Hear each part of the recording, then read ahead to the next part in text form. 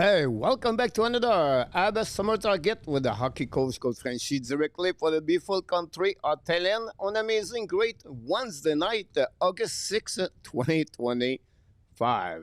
Approximately a couple of 60 days before the beginning of the season, 2025-2026. Hopefully an amazing great week so far. The Wednesday night is a great night talking about the Montreal Canadiens. We always have its fun co-host. Of course, tonight we're going to go back with Marko. He's going to be with us the next couple of minutes. I just want to give you a little bit more what's going on around the channel. First of all, we'll be back Friday night for the fun Friday night. Hopefully, see all of you. And then I'm going to be back Sunday for the recap. We're still in the week where we don't do a lot of live stream because not many things happening around the NHL and the Montreal Canadiens. We take a time to maybe something that, day off. Honestly, I don't because every day I do some other videos and I write one article about the Chicago Blackhawks team I follow more and more every single day. And that's what we got for you tonight. Tonight we're going to have a subject, the perfect line for the Montreal Canadiens. Yeah, you see a new players, maybe with the Montreal Canadiens. I'm talking about Mason McDavid, and I have maybe the right deal for the Anaheim Ducks.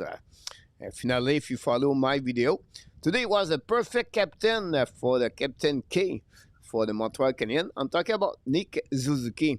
It's a kind of video where I create what they accomplish so far in the career. It's all about the first thing.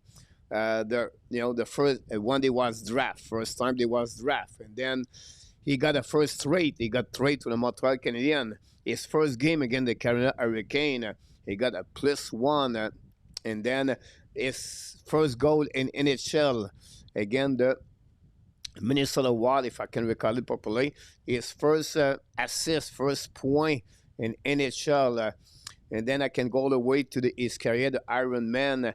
After a top 10 moment for Nick Suzuki. It's a fun way to learn a little bit more about the players and what they accomplish with the Montreal Canadiens. Captain K is getting more recognized around the NHL. I remember this is 5 years now I do the channel, and the first 2-3 years, and many Montreal Canadiens fans did not believe on Nick Suzuki. Where are you now? Where are you, the people said Nick Suzuki is never going to be a center number one in NHL? I don't see you anymore. Where are you? Because that's what you tell me for many times. Only Roger Delaney and myself, we said Nick Suzuki is going to be a great center. Did I say that? Yes, I did. So anyhow, hopefully doing well. Thanks to be with us. And we cannot have a show without Disco O because he is the best of the best to talk about the Montreal Canadiens.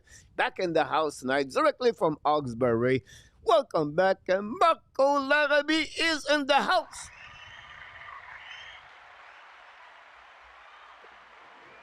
Good evening, Hockey Nation. Good evening, Coach. Coach, you're talking about Nick Suzuki.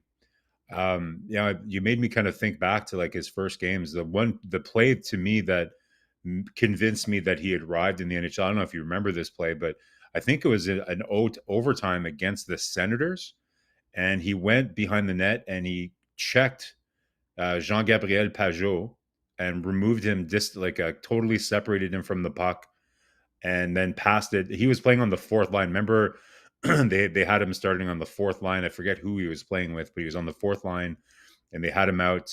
They put him out in overtime or in the third period. But it was a clutch moment, and I just remember, he had a good game, but I just remember him totally smudging Jean-Gabriel Pajot, stealing the puck, passing it for a winning goal. And I had been following. I was super excited about him. I watched the entire kind of OHL playoffs with him. Going all the way to the Memorial Cup. So super excited to see him, join the lineup. And he has not disappointed. Every year, the model of consistency just getting better and better. So just really exciting to see him come to his own. And what a I great think for select. me, his maturity as a human being is really Yep. high level at his age, and that's the Montreal knew this when they select him, the 31st overall, 31st captain for the Montreal Canadiens. And I think that's one reason where He's really well balanced in live on ice and off ice. He got married a couple of days ago, and Yep. Captain K is on one. I think one word I would say to you when you said the clash. He does a lot of goal on overtime or important goal. He's Yep. been like this for um, many Good in the years now playoffs. for the Montreal Canadiens. So Yep. He's a playoff what a performer trait too, when right? you think about that, right? What a trait where you Wow. think about what could be a fiasco with Cody Glass, and then this going to turn around to be an amazing trait forever in the Montreal Canadiens history. So again, There's a couple close calls with that Pacioretty trade, right? Like they almost traded him to Los Angeles before that. So yeah, it could have went a lot of different ways, but really happy with how everything turned out for sure. yeah, absolutely about that. Thanks everybody to be a part of the show tonight. Don't forget, please, to click on the like with and subscribe to our Canadian show. We have Stenderman, Larry Lavalley, and the house. Samuel, welcome back. And then we have Randy. Welcome, Randy. Billy, back in the house. All right, just drop it in for it. Maybe it's still a new Newfoundland. And Guy, also with us. Eminem, welcome back, Eminem. You follow um, my video every day. Mr. PLW is in the house tonight. Welcome back, PL. He's go with tonight with O'Arn. No clue who Ren O'Arn. No clue who he is. But we'll see what he's going to get. That home run for you, Chin Chin from PLW. Welcome back. PLW was on vacation, Marko, last week. Travel around maybe Magog. Who knows what he went to the campground somewhere. He said he need time. I think you need that sometimes to unplug of the sport for a couple of days. Oh, yeah. PLW back in the house. Welcome back. Roger Delaney, we just talked about his favorite players, Nick Suzuki. Roger love Nick Suzuki. So thanks to be with us tonight. And then Randy Walkman, back from Alberta, is in the house. Randy is he's busy right now, write a lot of article, Flame, the Toronto Maple Leaf. Randy should work with us at the Hockey Hot Stove if you want to get that. PLW talk about tennis. I thought that I don't follow everything, Marco. It's terrible, but I thought tennis was over this around the weekend. But now look, you have another week of the tennis Oh yeah, lots of on tennis. Montreal. So the Oh last yeah. story is going over there. A2 knocked the door. Welcome back, A2. Thanks to be with our Canadian show. Hopefully doing well. A2 active on the X account. And then Roger Bouchard, directement de Vermont, Massachusetts. De retour avec nous ce soir, mon ami Roger. Welcome back, Roger. Send me text on the WhatsApp every single day talking about hockey. He knows I love to talk about hockey. And RJ Calabro, I did not forget you, RJ. RJ, RJ have a new picture, Marco. It looked Oh, like or his emoji looked great, RJ Calabro. Glad to see you. He said maybe it's my my shot, my picture for the new high school season.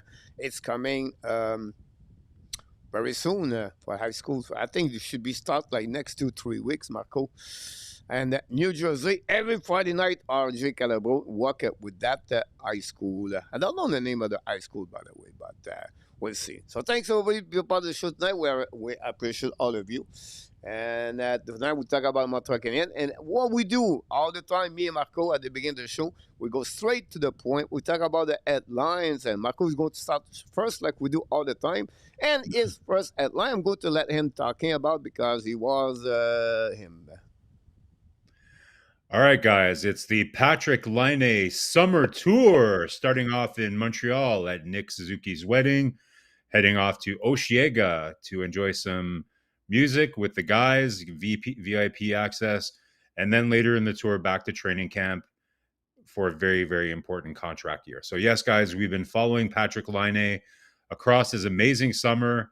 We love the picture of him at Nick Suzuki's wedding, looking to look like a bit like John or Jake Busey or John Busey with the crazy blonde hair and the vodka and tonic drink going with the gold chains and everything. So Patrick Laine looks like he's having an awesome summer, which is great.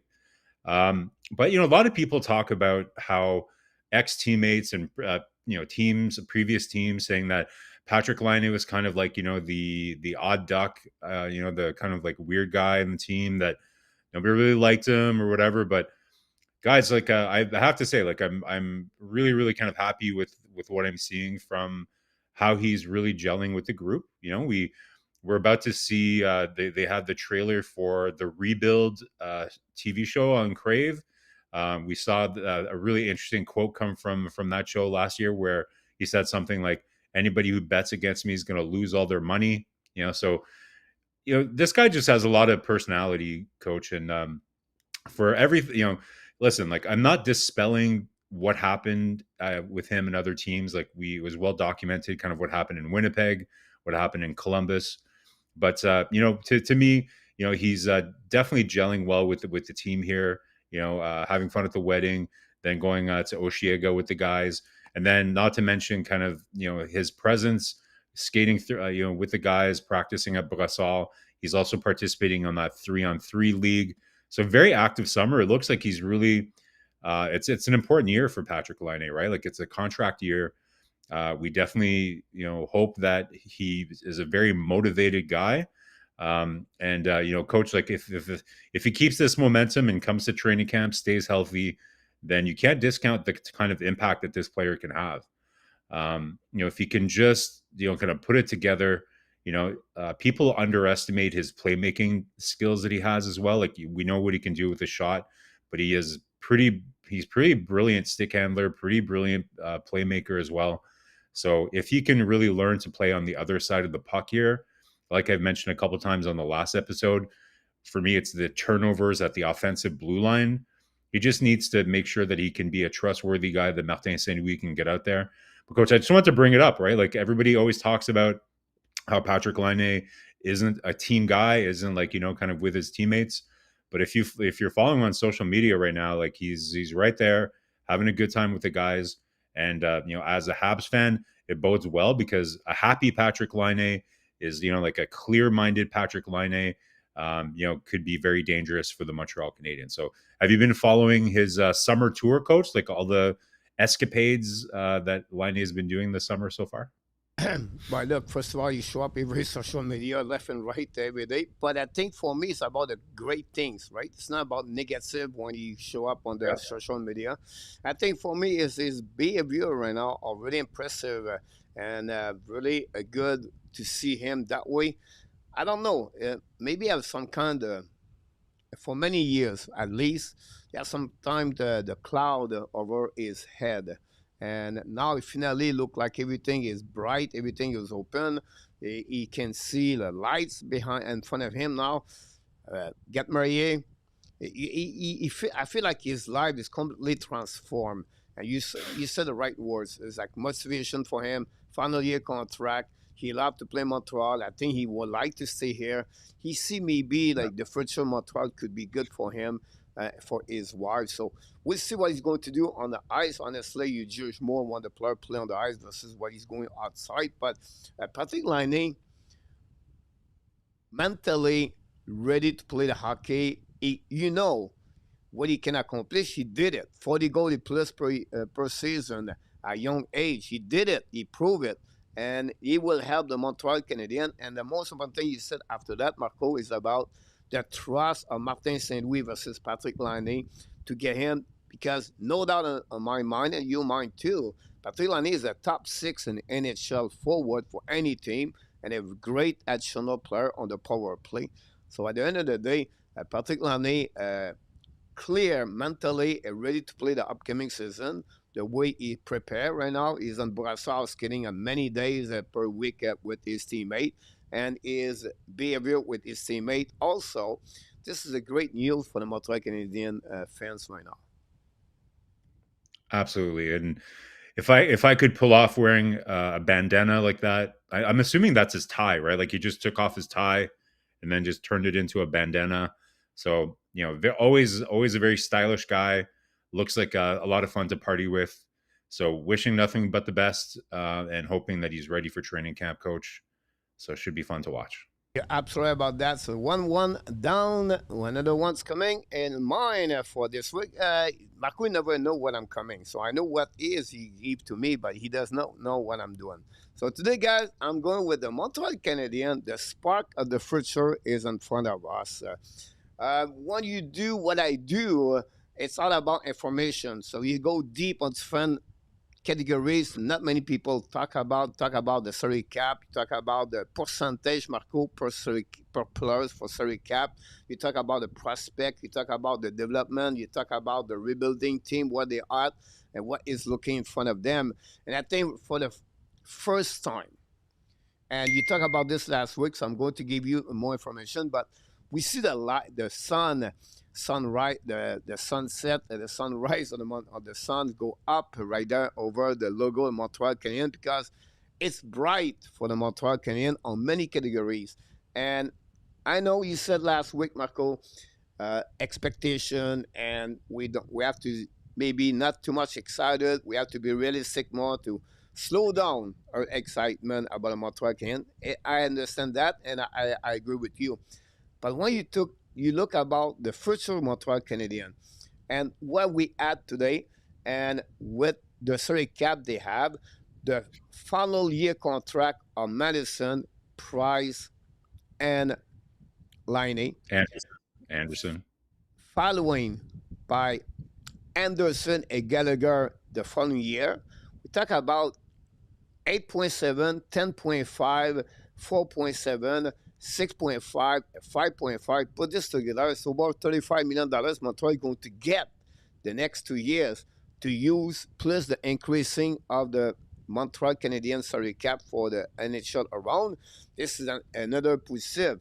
If you look about the contract, they already signed the Zuski, the Sakaski, the Noah Dobson, and then you have, of course, Caulfield, Cooley, Caden Cooley, right? There's five of them right now. I think this is another bright for the future Montreal Canadiens for the next 5-6 years, where they are those players at low percentage. And every year, Marko, with increasing the salary cap, the percentage is going to go lower for them. And that will give them more leverage to sign maybe a UFA. And they give the money for the mid-up, for Lane Hudson, and other stars coming, or other players coming behind those players.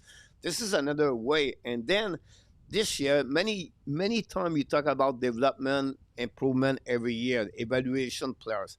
This year we switched a little bit, but this is the year number 3, number 2, number 4 at front player inside the Montreal Canadiens prospect. I think at the end of the year next year, you're going to see exactly player like Kirby Duck, example, Jaden Strobel, Albert Jekai, Alex Newhook with the Montreal Canadiens right now. And then in Laval, Sean Farrell will be 3 years, Philippe Major. And then you're going to get Davidson, Owen Beck, Kapanen, Angstrom. And then the players are not there, or they're playing the KHL or somewhere else. Give a little bit more an idea who they are, and then you can pick it up what you think is the best. You can let it go what you think is not necessary to keep them. This is the reason the sun is right there for the Montreal Canadiens. That's the reason the spark of the future for Montreal is all positive in front of me. Management get better with experience. Martin Saint-Louis behind the bench, if his staff is going to growing their decision making and better. The pressure will be there for them for sure. But at the end of the day, Marko, this is the reason I said this is the park of the future. So I would like to hear from you. When you see the sun behind the Montreal Canadiens logo, what represents for you? No, you're right. Like this is the Renaissance, right? Like if you're looking at this kind of like it was kind of the dark ages before, like other than going to the Stanley Cup final, which not, was pretty awesome, but it was kind of a dark period, and Montreal's kind of been up and down over the last, 15, 20 years. This is really the first kind of, they decided to kind of do it properly, do a proper rebuild.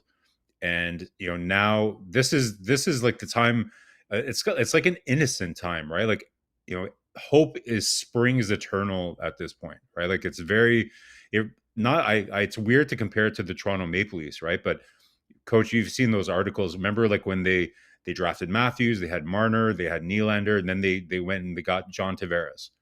All over the hockey news, all over Toronto, it's like, okay, how many cups are they going to win, right?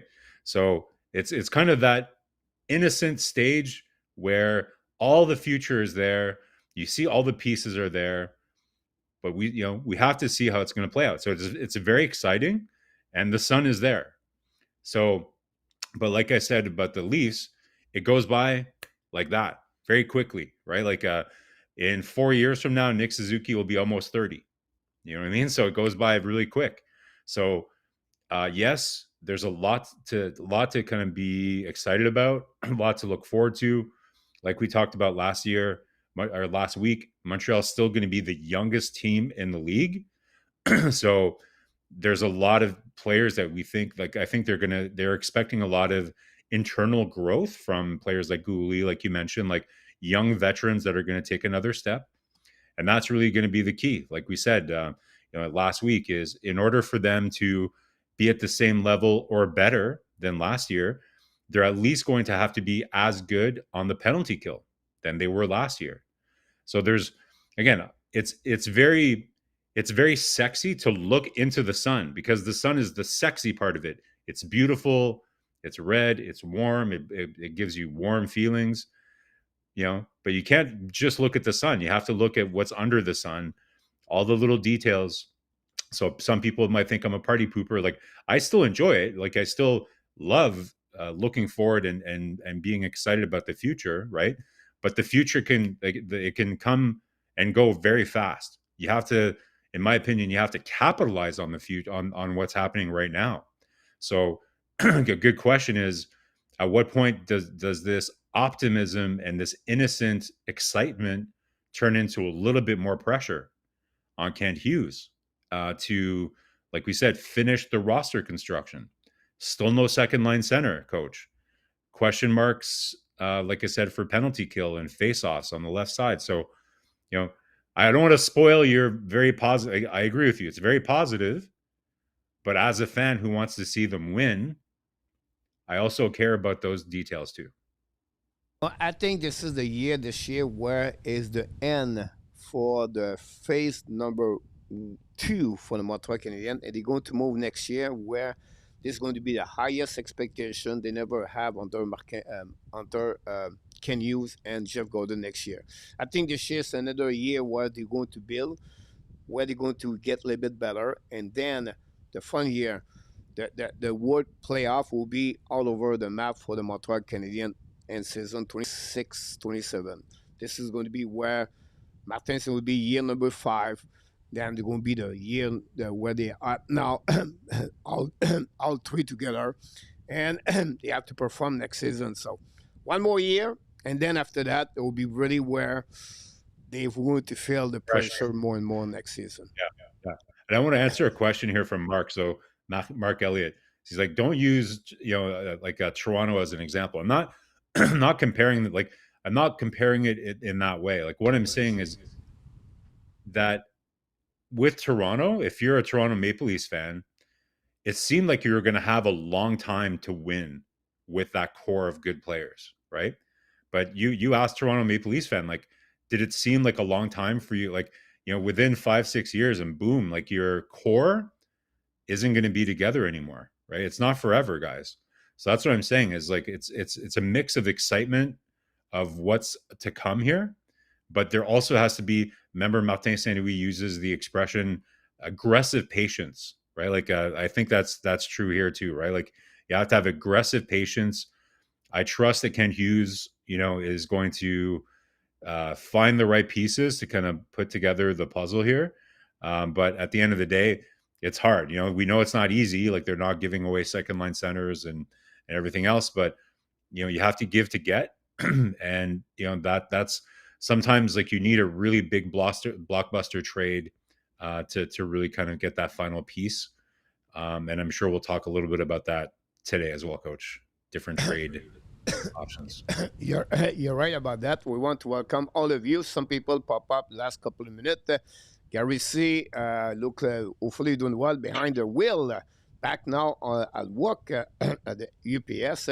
By the way, I had my annual dinner with Maurice Robillard last night in Pattaya in Thailand. Maurice is a member of the channel and a great supporter of the channel. And it was great to speak in French last night with his beautiful wife. And we have a good time at the beer garden where we eat at the same place year after year. That's what I believe year number 3 now together. And he visits Paris only one time per year, and we have to have a dinner together. So it was great to have Maurice Robillard, to see Maurice Robillard last night. And I'm not sure he's listening this morning. He's at the hotel, so I don't know. He's going to return at home tonight. So we'll see what's happening. But glad to see Maurice with me and talking about hockey, but about live and Maurice grow in Ottawa area. So glad to see him. And then tennis, she won, by the way. So thanks for the update for the tennis for PLW and Mark Elliott. Mark, welcome back in the house, everybody. We're going to flip on the NHL news. Not many things going on there, guys. Very quickly, NHL news. In the last 2 days, although the fact contract, the Toronto Maple Leafs announced William Villeneuve got a 2-way contract at 1 year at $775,000. Toronto signed also Alex Nylander. Honestly, is the Marlins contract. American Hockey League is not associated to the Toronto Maple Leafs, but if ever they call up Nylander, he have to sign a contract. NHL, he is right now UF free and NHL, so he's doing well. A team like San Jose can sign Nylander if they want to. And finally, the Vancouver Canucks. I would like to hear your input about that for the people in the chat there. They gave a contract of 1 year at $775,000. Vitaly Kravtsov, the 7th-round pick by New York Rangers under Jeff Gordon. I think it's 2017 or 2019. I cannot remember exactly the same year, the year. But playing the KHL last year, have a good year overall, Kravtsov and the KHL.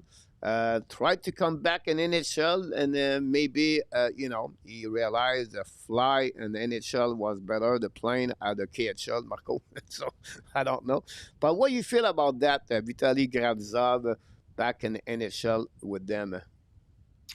Well, Vancouver is really, really right up against the cap, coach. So they need some creative solutions to fill out their bottom six, really.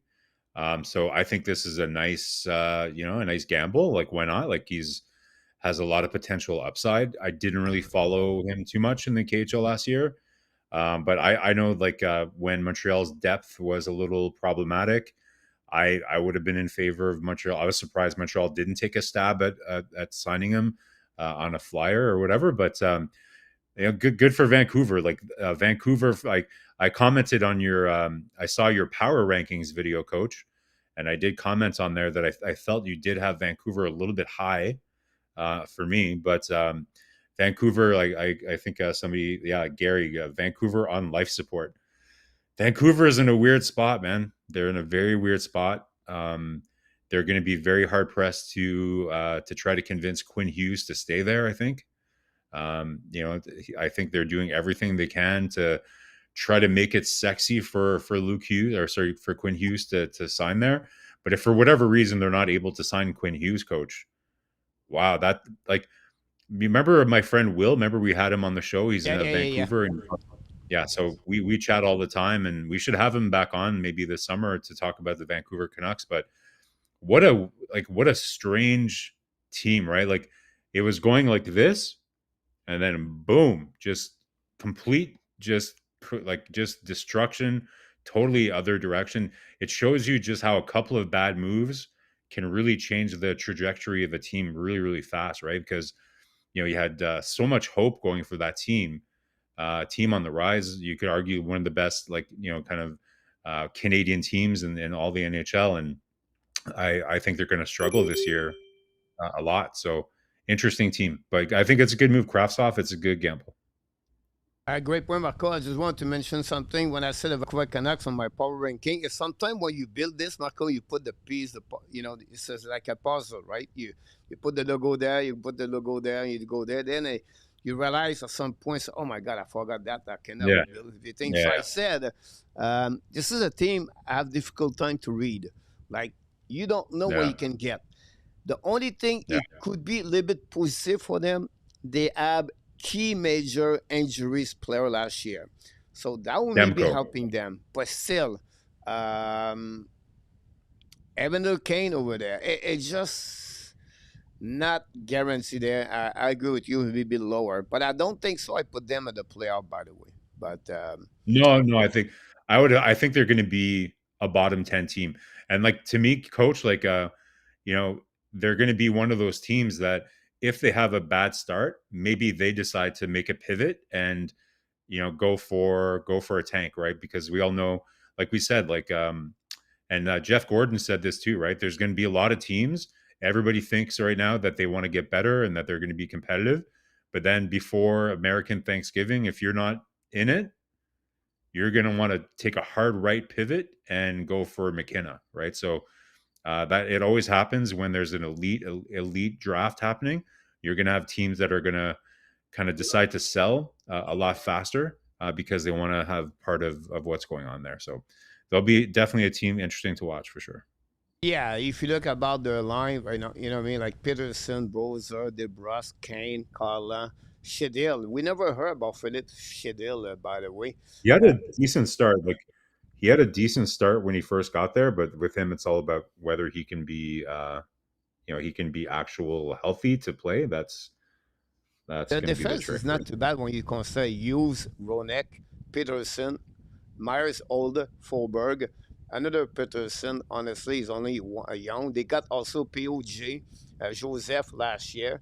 I think one player they don't put there is Lekerimaki. I think right now, Jonathan Lekerimaki is really where he should be that team. Should be in their top six. Yeah. Yeah, so will be interesting what happening with Vancouver Canucks. Rodney, welcome in the house. Rodney, ask you, what do you would take to get Philip Forsberg for the Nashville Predator? Well, first of all, you have to ask whether that would be a good fit for Montreal. Like, I think they're pretty well set up on the wing, to be honest.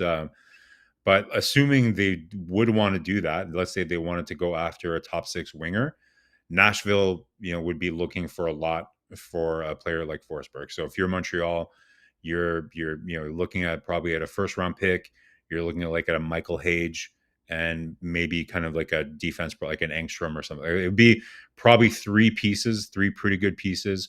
Forsberg is a top line, like all star. He's an all star. He's been to the all star game. Like he's a big power forward. I'm not sure I would do that, to be honest, though. Like he's not the best skater, to be honest. He's never been known for his skating, and he is getting a bit older. He has missed some games. So, great player, but I'm just not sure it would be a fit for Montreal since like coach, like I was even nervous that Montreal used one of their bigger trading chips in Logan Mailloux. I really like Zachary Budzik, and I'm very excited to see him play. But Montreal doesn't have a lot of assets left if they want to eventually trade for a real second line center. You know, uh like there's no more like 2 first round picks next year. Like we don't have all these first round picks in the bank.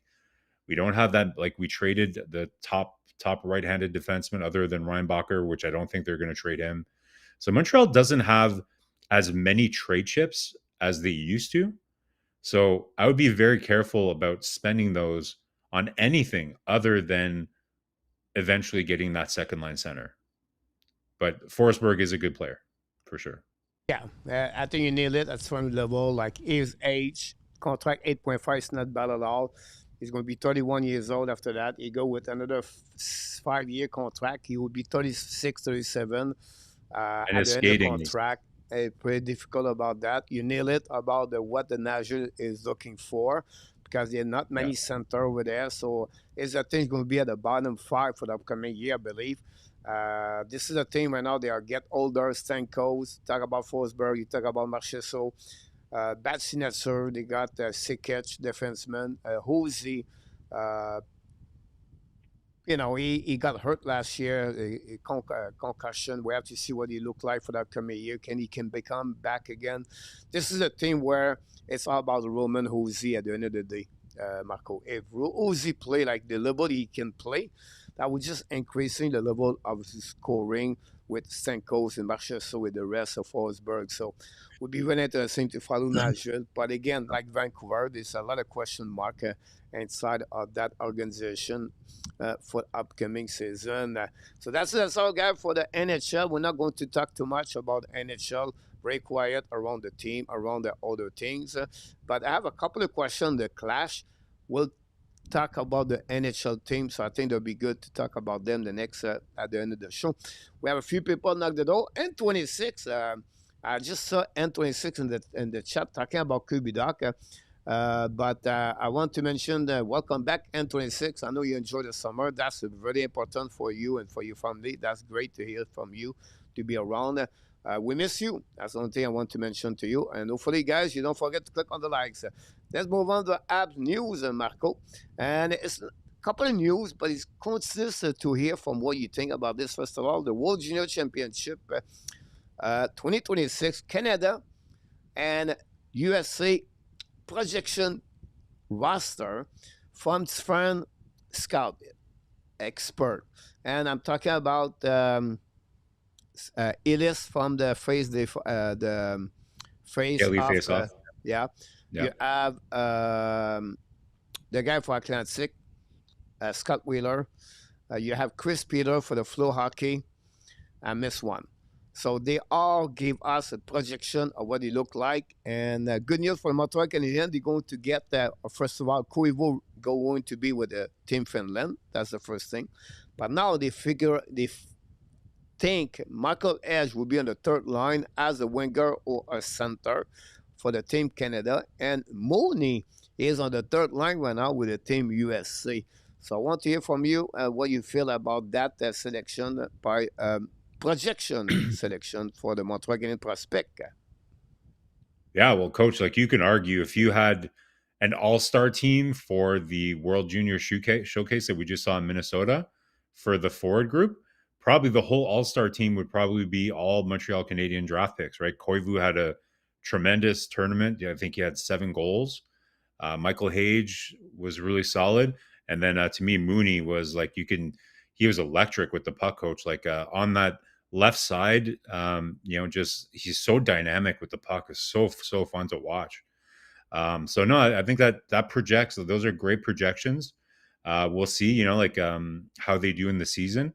These summer tournaments are you're invited to the tournament, and you see sometimes you have guys that play themselves onto the team or off the team. So at the end of the day, I think they showed really really well in this tournament. We're seeing Koivu with an absolutely crazy run, looking like Patrick Laine there in the left dot, just ripping one-timers and wrist shots from the left circle. Michael Hage, you were saying, coach, going to the net a little bit more, which I like to see because that was my one concern with Michael Hage, not going to the net enough, being a little bit too much of a perimeter player. And then, like I was saying, LJ Mooney, like he's so fun to watch. Reminded me a little bit of the Sergei Samsonov kind of guy. So yeah, no, I think that's great. Like, for a draft that's where we didn't really pick in the top 5 or anything in the last couple of years, it looks like those are really, really good value picks that are going to add. It's as the rebuild continues, it's important for Montreal to keep drafting well, developing well, because you were talking, coach, about how they're going to be in a good position for the salary cap. You still need to continue to fill parts of your roster with entry level contracts, because it's going to get very hard for them as they sign Late Hudson, as Demidov eventually gets signed. If they do get a second line center, having players that you can still integrate at a cheap number in their entry level, or when you have them in control as an RFA, is really important, right? So you have to continue to kind of replenish your farm system if you really want to have a good run. And again, like we know what the goal for the Montreal Canadiens is. It's not just to kind of be into the playoffs one year, out of the playoffs the other year. You want it to be like automatic for the next 10 years. At the beginning, it's not even a debate. We are very confident that Montreal will make the playoffs because they just have that winning pedigree, right? And being a contender year after year after year. And in order to do that, you're going to need players like Michael Hage, LJ Mooney. Coach, after watching him in the tournament a little bit more, and kind of what you've been seeing from Michael Hage, I'm going to throw you a question there, Coach. Do you see Michael Hage playing center in the NHL, or do you see him more as a winger at this stage? Well, I think he would be a center in NHL, in my opinion. Mm. But it's good for him to play like Team Canada. Normally, you can be winger; it's not a big deal. But I think in NHL he's going to be a center. I know some people think he's going to be a winger, but I think he's going to be a center in NHL. Look what happened with Zachary Bodzik, right? He was a center in QM and then he became a winger in NHL. I just feel like you have a better, uh, you're better to carry on the puck when you're center compare a winger. That said, it's not like necessary, but I think Michael Edge have everything to be a center in NHL. He's going to be 6'1", 6'2". He's going to be in 190 pounds. He's going to be a good 200 feet players. I think it would be a good asset for Montreal Canadiens. And but again,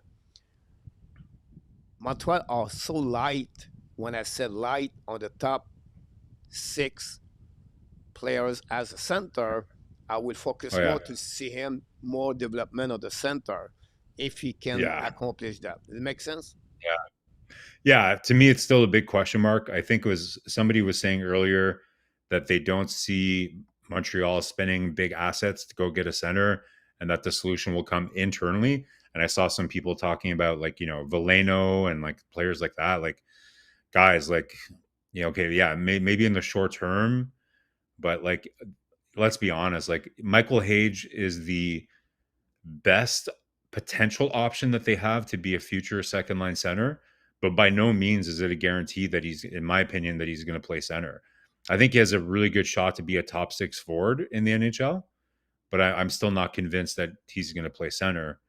Um, so we'll see, Coach. I hope that's the case, but that's the one sticking point that Montreal has in their development system right now is they have Beck, they have Kapanen, at center, but those are more bottom six options.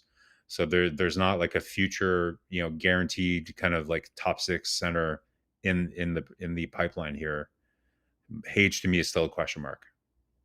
Well said, everybody. Thanks again for everybody in the chat. Don't forget, please, to click on the like if you don't mind. That'd be great. The next one, guy, is a Rocket. They're going to lose no game anymore on the radio. This is where the TSN carrying them for the last 5 years, and then the radio in French, BPM, was carrying them the game on the radio. And look like now both of them are not negotiating any contract with the Laval Rockets. So it could be the end of them. Anthony Mm. Marcotte refused to make some comments about the situation. And the TSN have nothing to say about this, or the fact these comments about they're not going to do anything for the upcoming year. I did not finish the year last year on the playoff. They're not so it look like they'll be the end of the of us say RDS going to continue to carry on the game at home for the upcoming year. But it is, it's a loss for you cannot hear the game anymore on the radio. But more and more, it's not the same anymore anyway on the radio at the end. So just a You're quick seeing a news, lot of nothing teams, major there. but this is a trend, Coach. You're seeing a lot of teams doing this. Like cutting the radio broadcast and just uh, basically streaming the same as the TV broadcast on their website or whatever, right? Like it's media. There's always cuts in the media nowadays. It's a tough business for sure. But maybe you'll do some stream. Maybe you'll do some Rocket games, and you can stream those, Coach, and you'll get a bigger audience. That'll be fun. There we go. That'd be a great thing to do that. Now, the next thing, guys, is David Rebecca right now is on the training right now. Is doing well. Look like from what we heard, his knee is looking good over there. And is at 100% now working hard every single day. So he's glad to see a couple of clips of David Rebecca in the last couple of days. And from, I think it was Patrick Prezel, I think his last name, from Elite Prospect. Rebecca is working hard his country right now to be back in shape and to be ready for upcoming season. This is a key, Marko, for me at the training camp. Because if David Rebecca is in the lineup at the first game of the NHL for the Montreal Canadiens, that changed a little bit the core of the D, and that changed also the full roster, like it's usually 13 forward 8 defensemen, or Montreal never play on most of the year at 21 players. They play at 20 players last year, 13 plus 7. Marko never used the 21 extra skater. And we'll Yeah. see what Rebecca. But if Rebecca is ready, this is a plus for the Montreal Canadiens, I believe. Well, coach, if you'll remember, like I thought even last year, if he wouldn't have got injured in training camp, around this time last year, I was saying, watch out for Reinbacher, guys. Like he could even make the team last year. Like there's a reason why they traded Kovacevic, coach, and it wasn't necessarily because they thought Mayu was going to play. I don't think they had a lot of faith in Barron. I thought if like I'll say it again, David Reinbacher, if he's smart, is going to go into camp. He's going to play a very, very simple game, and he's not going to try to do anything fancy. And he's going to get Martin Saint Louis to trust him because that's what Reinbacher does, coach. He's like I'm saying, he's a very talented player, but he's not like Lane Hudson. Like if people are expecting Lane Hudson or even Logan Mailloux, right, with the big slap shot and everything else, that's not what you're going to get with him. He still can make some, like he makes a great first pass. He can be creative in the offensive zone, but he's a really, really good two-way player that plays a pretty safe game. Coaches like players that play a safe game, especially at the beginning of the year, coach. Like I said, I won't be shocked if Reinbacher comes in, plays a simple game, does what he's supposed to. I wouldn't be surprised if he makes the team. And like you said, if he does make the team, that complicates a lot because if we're already talking about Mike Matheson being a bit of a question mark here, at that point, like you really have to move one of those left-handed defensemen, whether it be Struble, Jackeye, or Matheson. I continue to believe that they won't trade Jackeye because of how unique of an asset he is and how they don't have another Jackeye, So to me, it's more like between Struble and Matheson. And again, Matheson's is a UFA at the end of the year and has a lot of value. So I think you're right, coach. Like it will definitely add a complication for Kent Hughes. But I think, like I said, like I would not be shocked at all if Reinbacher makes the team. What I'd be looking for, and I ask all fans, like when you're watching the preseason and everything else, don't judge Reinbacher with how flashy he is or how does he do like end-to-end rushes. Like we really want to judge him on how is he going to play the role, because if he's going to play, he's probably going to play on a bottom pair. And so, but what does the bottom pair look like? Like if he plays with Hudson, then maybe you have like three pairs that almost play the same amount of minutes, coach. Like you don't really need to kind of have one of the D pairs that plays like 25 minutes. You could have Gooley and Dobson. You could have Matheson and Carrier. And then you could have Hudson and Reinbacher. And depending on the game, like if it's late in the game and if there's a lot of power plays, maybe Hudson plays a little bit more. Some games maybe he plays a bit less. But those are three very, very well balanced defensive pairs. You could argue that maybe Matheson and Carey, maybe by halfway through the year, would be the third pair, depending who's playing well, right? But you're right, coach. It will be very interesting to kind of see how he does in camp. They really did take their time with his knee. They load managed him towards the end of the season, heading into the playoffs with the Laval Rocket. They didn't want to take any chances. So let's knock on wood and hope that he can stay healthy for the full season here so that he can continue his development.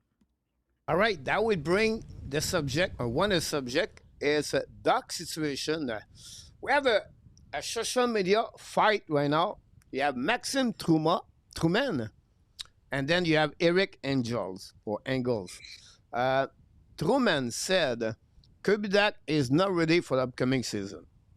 And then Eric said today, it's not true. He's going to be ready for upcoming season. So we have two different opinion about Kubidak. But I would like to hear from you what you feel about that and what you expect. Listen, like I think this was a non-story, to be honest. Like it seems like a pretty weak source here that Truman saw or heard somebody training with him at a gym that he was only using like basic weights for squats or something like that. And then not to kind of like talk about other podcasts, but then Tony Marinaro took like saying like Kirby Doc will not be ready for camp. Like just it's crazy how things can kind of spin out of control really quickly. Everybody's looking for clicks, coach. Not you. Like you don't say what you will, about coach. We don't do that here. Like, obviously we want clicks and we want people to watch the show, but we don't mislead people with our thumbnails and stuff like that. Like we don't do that here because we want to be honest with you and present to you stuff that we're reasonably like confident is real, and makes sense. We can always talk rumors, but when it comes to stuff like injuries and stuff like that, like I don't know. If I don't know, like it's not impossible. Like with Kirby Doc, anything is possible when it comes to injuries. We know that, but I'll put it this way: I would very much believe Eric Engels over Truman for about anything, for sure. So just because he was not skating when he was here for Nick Suzuki's wedding, or just because one guy happened to see him train with lighter weights one day when you saw him at the gym, I don't think that really tells you anything. Based on the timeline that we know, the last official thing we heard from the organization was Jeff Gordon saying that Kirby Doc was on track. It will be about 7 months around the time I think when training camp starts, which should be right. He would be not really that much ahead of schedule to start on time. So he is. A2's asking if he's skating. Yes, he is skating. Like what Truman didn't mention is that last time he was in Montreal, he did skate with his teammates, but in this time he didn't skate with his teammates for whatever reason. It doesn't mean that there's been a setback. We just don't know, coach. So if I had to guess, like I hope he's there. I think he's an important part of the team. So hopefully he'll be there, but we'll see how it plays out. Yeah, absolutely about that. A couple of conversations in the chat. First of all, some concern that said A2 think could be David Rebacker is not skating. I just want to confirm. You can go to the X account, guys. David Rebacker and all the clips are coming from his country, skating with other NHL players, training every single day with the full equipment, drill around all these fun things. You can see him, but I didn't see any clip of Kirby Doc. Other the fact one time at Montreal, July 2nd, I did not see any clip in the last couple of weeks of Kirby Doc, nowhere about him. So I just want to make the difference between, because A2 said both of but them. you haven't seen clips. You haven't seen clips of Caden Gooley skating either. Like they're training together out west, right? So maybe there's just no cameras out there. Like I don't know if that means anything. No, I just want to confirm the reason why David Rebacker about that one over there. There could be that. At the end of the day, is my statement about that. An injury like him is 6 to 9 months. So he is right now where he's supposed to be at the end of the day, Marko. It makes sense. Like he cannot be in the month of July skating like normally because he's not recovering full time. It's 6 or 9 months, so he's getting there. I would predict there. The Montreal predict it will be ready for upcoming season, and we're going to reevaluate him at the September. So I don't make a big splash about the comments about Maxime Truman at the end because only we have to see what he look like when he's going to be ready in September, where he's going to get more power on his knee. Marko, 1 more month, 3 weeks make a difference when you recover from a knee injury. For that one, everybody did not said about that. I did not said Rebecca was not skating. A2 said he is skating. You question if he is skating. A2. That's what was the question. So I just want to clarify that one there. Philip, welcome in the house. Everybody, welcome in the house also. Don't forget to click on the likes. That concludes, guys, the news around the Montreal Canadiens we got today on this show. And don't forget to be back Friday night. About that, Marko, we're going to talk about the approximately 1 hour already. My subject of the night. it's rare we are at the right time, by the way. Usually we go around the flu, but right now we hit the Yeah. time at the right time. Perfect match. This coming guy for my subject of the night. It's coming from not this one, but this one. Mason McDavid. The rumor of Mason McDavid is getting more, Marco, um, more and more in the last couple of days around the social media and the Montreal Canadiens trade rumor for that.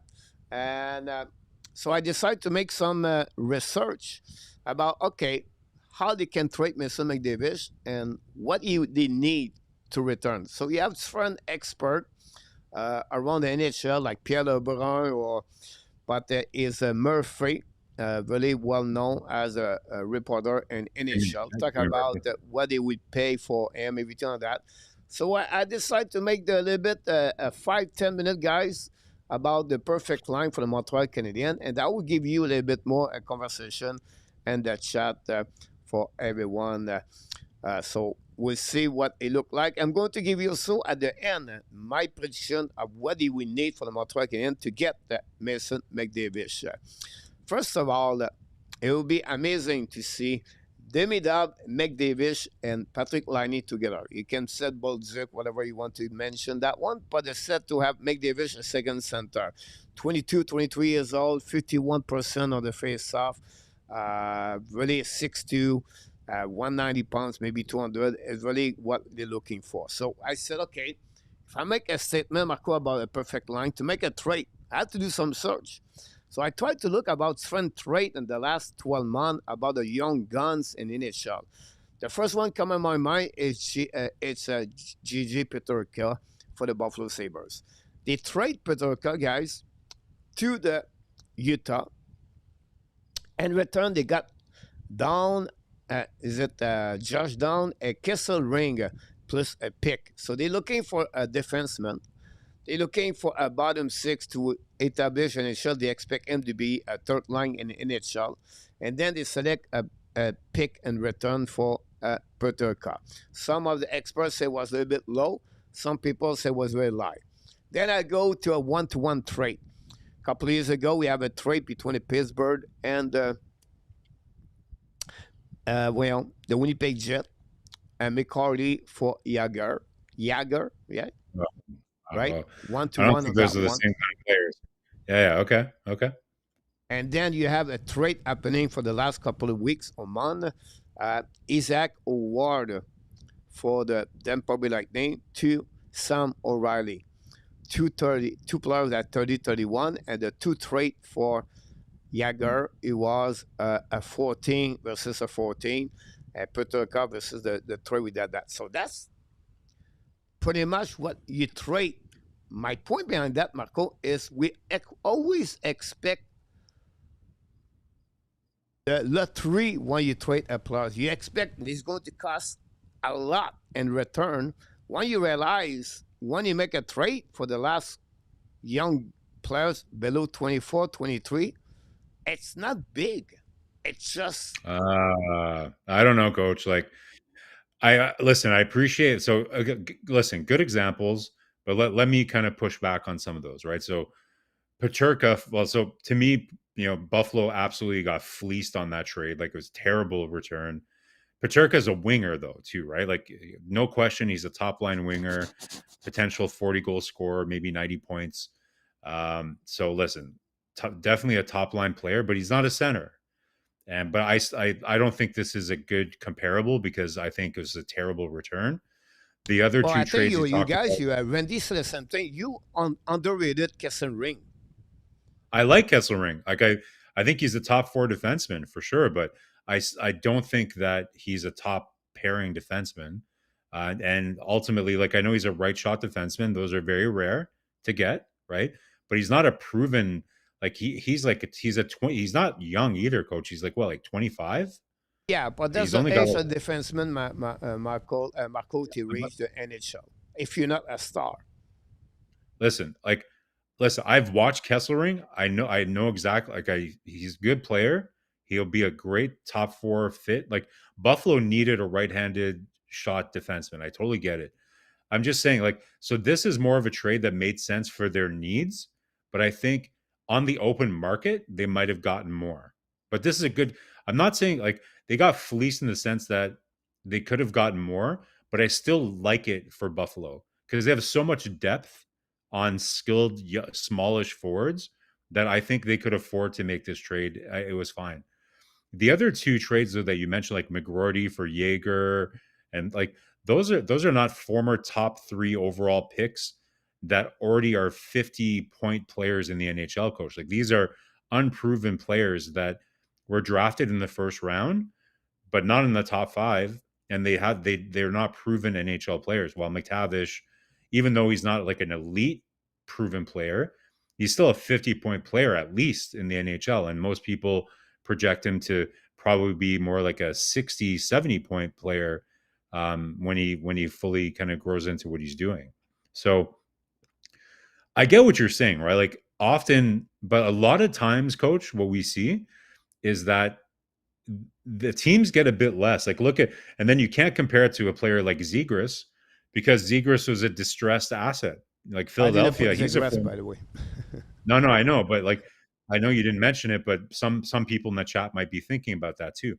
But all I'm saying is that sometimes you have to look at the circumstance, right? Like sometimes the player, like Dobson, for example, right? Like a lot of people might think that Dobson, New York didn't get as much as they could have for a top pairing right defenseman, but it really depends on the situation, coach. So to me, for McTavish, I'm not sure there's a really great comparison. Like the last time that we saw a true youngish top 6 for a center get McDavid, is traded. it a first line, Marko? No, I'd say he's probably a second line center. So for me, Yeah. he's not the top at the top. That No, my he's not. point I is the didn't say same that. level with Peter Cup. No, because I think if you're asking me, if okay, coach, if you're building a team, do you think a top 6 or a top line winger is more valuable than a second line center that can score 70 points in the future? I don't think so. You could trade for a top line winger. You could sign a UFA top line winger, but like we're seeing, it's very hard to find a potential like really top level second line center like what Mason McTavish projects to be. I think he's a like similar to what I'm not gonna okay, this is gonna sound weird. I'm not comparing him to Matthew Tkachuk or one of the Tkachuks, okay? But the Tkachuks are very rare type of players.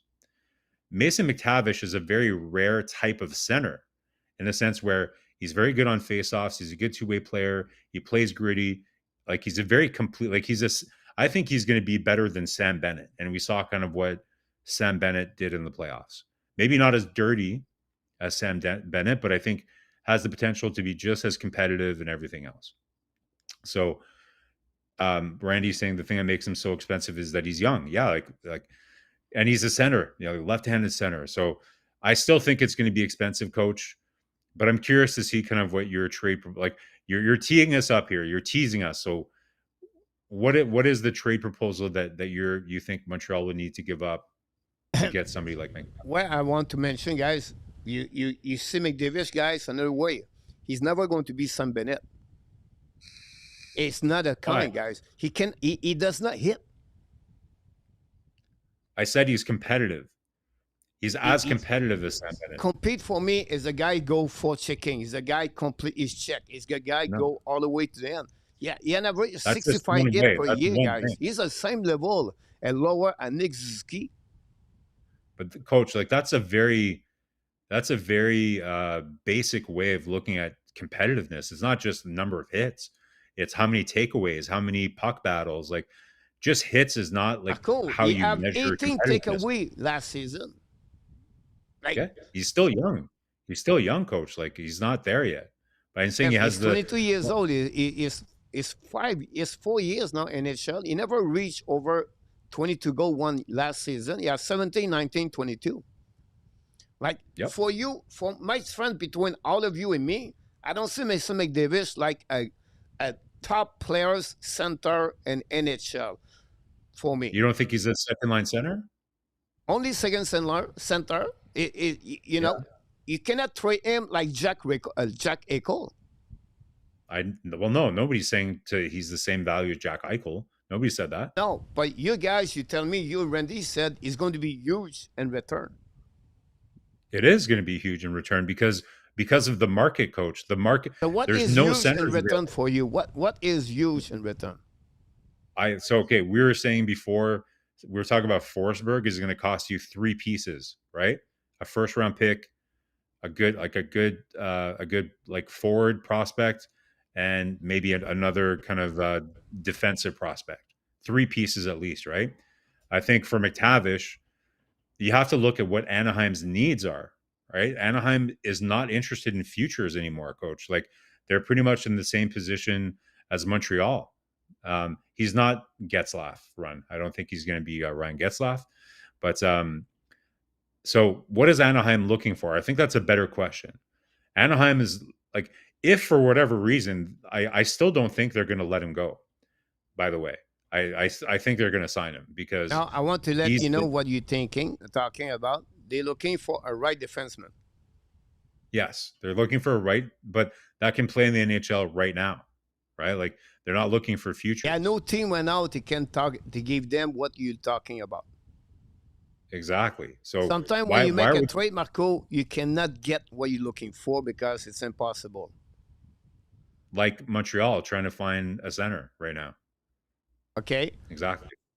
so when you look about what they have, the Carolina Hurricane as a right defenseman, they don't have nobody. Nope. All right, and the other three teams, Detroit, they talk about Pilika, right? Yeah. Now, if Yeah. you look about Detroit, and that's what I go deep about that. Detroit, all the players they have on the left side defenseman, the only one is good is Zaders on the right side. That's it. The rest is Justin Old. Not going to be an answer for them. On the prospect, No. Marco, they have nothing on the right side. Other the fact is Pilika. So Montreal Canadiens, after they have the only one prospect they have is honestly David Rebecca. Yeah, and they're not. Well, yeah, you're right. Like, and like if they're see that was this is what I was saying before, coach. Like when they traded Mayu for Budzik, again, I was happy. I like Budzik, but in a way, I was like, ooh, that was the one big piece they had to go and trade for a center. And they remember I said it on the show. I was like, there's only so many bullets in the chamber. You know, you have 6 bullets in your chamber, right? They don't have many bullets left, Montreal, to go get that center. And you know, if you were talking potential mock trades with the Anaheim Ducks, Mayu or Reinbacher had to be in that conversation. And now that they've traded Mayu for Budzik, which again, I like Budzik, I'm excited to see him play, but it takes you a little bit out of the running. And that's if I still don't think Anaheim is going to trade him, but if they would ever consider trading him, I'm with you. Like they're looking for a right-handed defenseman that can pretty much come in and play now, right? So they're not looking for futures. So it's not a good trading partner now for Montreal if that's what they're looking for. So here's the key behind that. So Detroit have only Pelika. So Detroit Yeah. cannot jump on the trade with them if they're looking for right defenseman. And Montreal have only David Rebecca, like he just said. So the only thing you have to look about that if they trade Mason McDavid, and no team have a right defenseman, and they have to trade Mason McDavid because they think they have to trade him because McDavid doesn't want to sign with them. Blah blah blah. Short story is now what Montreal can offer to them to satisfy. So you have to go on the roster of the Anaheim Ducks. And here's what's happening with them. If you look about the roster for them, they have solid line, center line. First of all, he's not the first line, the second line. And then they have also Randstrom as a third center over there. So if you trade McDavid, now you say, wait a minute, we don't have no center. Yes, they have one. It's Strom can pick up that And spot of Granlund. McDavid. They just signed Granlund too, right? And they have Michael Granlund too at the same time. All right? So Yeah. they have flexibility to fix McDavid's departure. That said, okay, right defenseman, they have right now Kudas, Trouba, Allison, and Luno. They have two there. On the left side, guys, they are stacked. crazy. Like Yeah. Mintikov, you have Zellweger, and they have and the prospect they have a Warren, and they have another one. So the left side, it's not necessary there. On the right side, they would like to get a right defenseman because they really believe to get jumped top four, but still not a top. In my opinion, it's not a top priority for them. I still believe is everything like that. So if you trade for him, you have to satisfy what they're looking for. They want a player established can play right now a third center or a winger in NHL on the top nine. They want also a prospect to can take at 2 3 years a center spot or Mason McDavid, because sometimes Marco, you said something very important. Maybe nobody really pay attention and the details. But when you remember, like I said, the bright is future, and you have the contract of this guy, the percentage of this. You said one thing. At some point, you need entry level contract to fill up the bottom and the really good players. Point behind that, Marco, if you get a player with an entry level contract in 2 years, that would fill up where they're going to be in 2 years. Because Anaheim Ducks guys in 2 years, no doubt in my mind, if not same like Montreal Canadiens, year after year in the playoff, Marco, with Leo Carlson. We Yeah. don't Yeah. talk about Carlson, by the way, like you talk about Granlund, right? So Incredible. Incredible. again, the center line for them is very solid, and they can keep Granlund and Strom behind Leo Carlson. That's the reason why Mr. McDavid, he said, wait a minute, where I'm going to be now if you use Leo Carlson and Strom and Granlund on the top six. I know Yeah. what's my role over there. What will be my role over there? So what I they're don't going buy to that. do, I Marco, don't at buy some that. But point, they will say we cannot keep McDavid and Leo Carlson. I don't said this so year. listen. I don't said this Yeah. year. Yeah. All right. Yeah. But I will be I still shocked. Do you think expect them to give them a 8 year contract to Leo Carlson and Mason McDavid? we know that Pat Verbeek is an absolute beast when it comes to negotiations with his players. Like it was like historic the battle that he went with Trevor Zegras and a couple other players. And he grew up with Steve Yzerman, right? Like he was under Steve Yzerman all that time in Tampa Bay and part of the time in Detroit. So he's a very, very tough negotiator. So I wouldn't read into the fact that he hasn't signed yet, into the fact that they don't want to sign him. It's just that they are very much playing hardball with him because guess what? They have complete control over Mason McTavish. Complete control. So you can like, well, the player can sit out, but that's not like there's no salary arbitration or anything like that. So yes, in the short term, coach, could Anaheim play Granlund or Strom as a second line center? Yes, but those are not long term solutions. Anaheim is like Montreal, coach. They're not trying to just win this year. They want to build something for the next 8-10 years, right? So um, I would be shocked if they don't see the value in Mason McTavish and they're just playing hardball with him because they know how important it is to get the right cap hit number, right? So, but let's assume you're right. Okay, let's say for whatever reason something has went sour between Verbeek and the McTavish camp, and they just feel like they want to move on from him, or the player is not super excited about being there. Let's just go in. Let's just go in fantasy land that happens.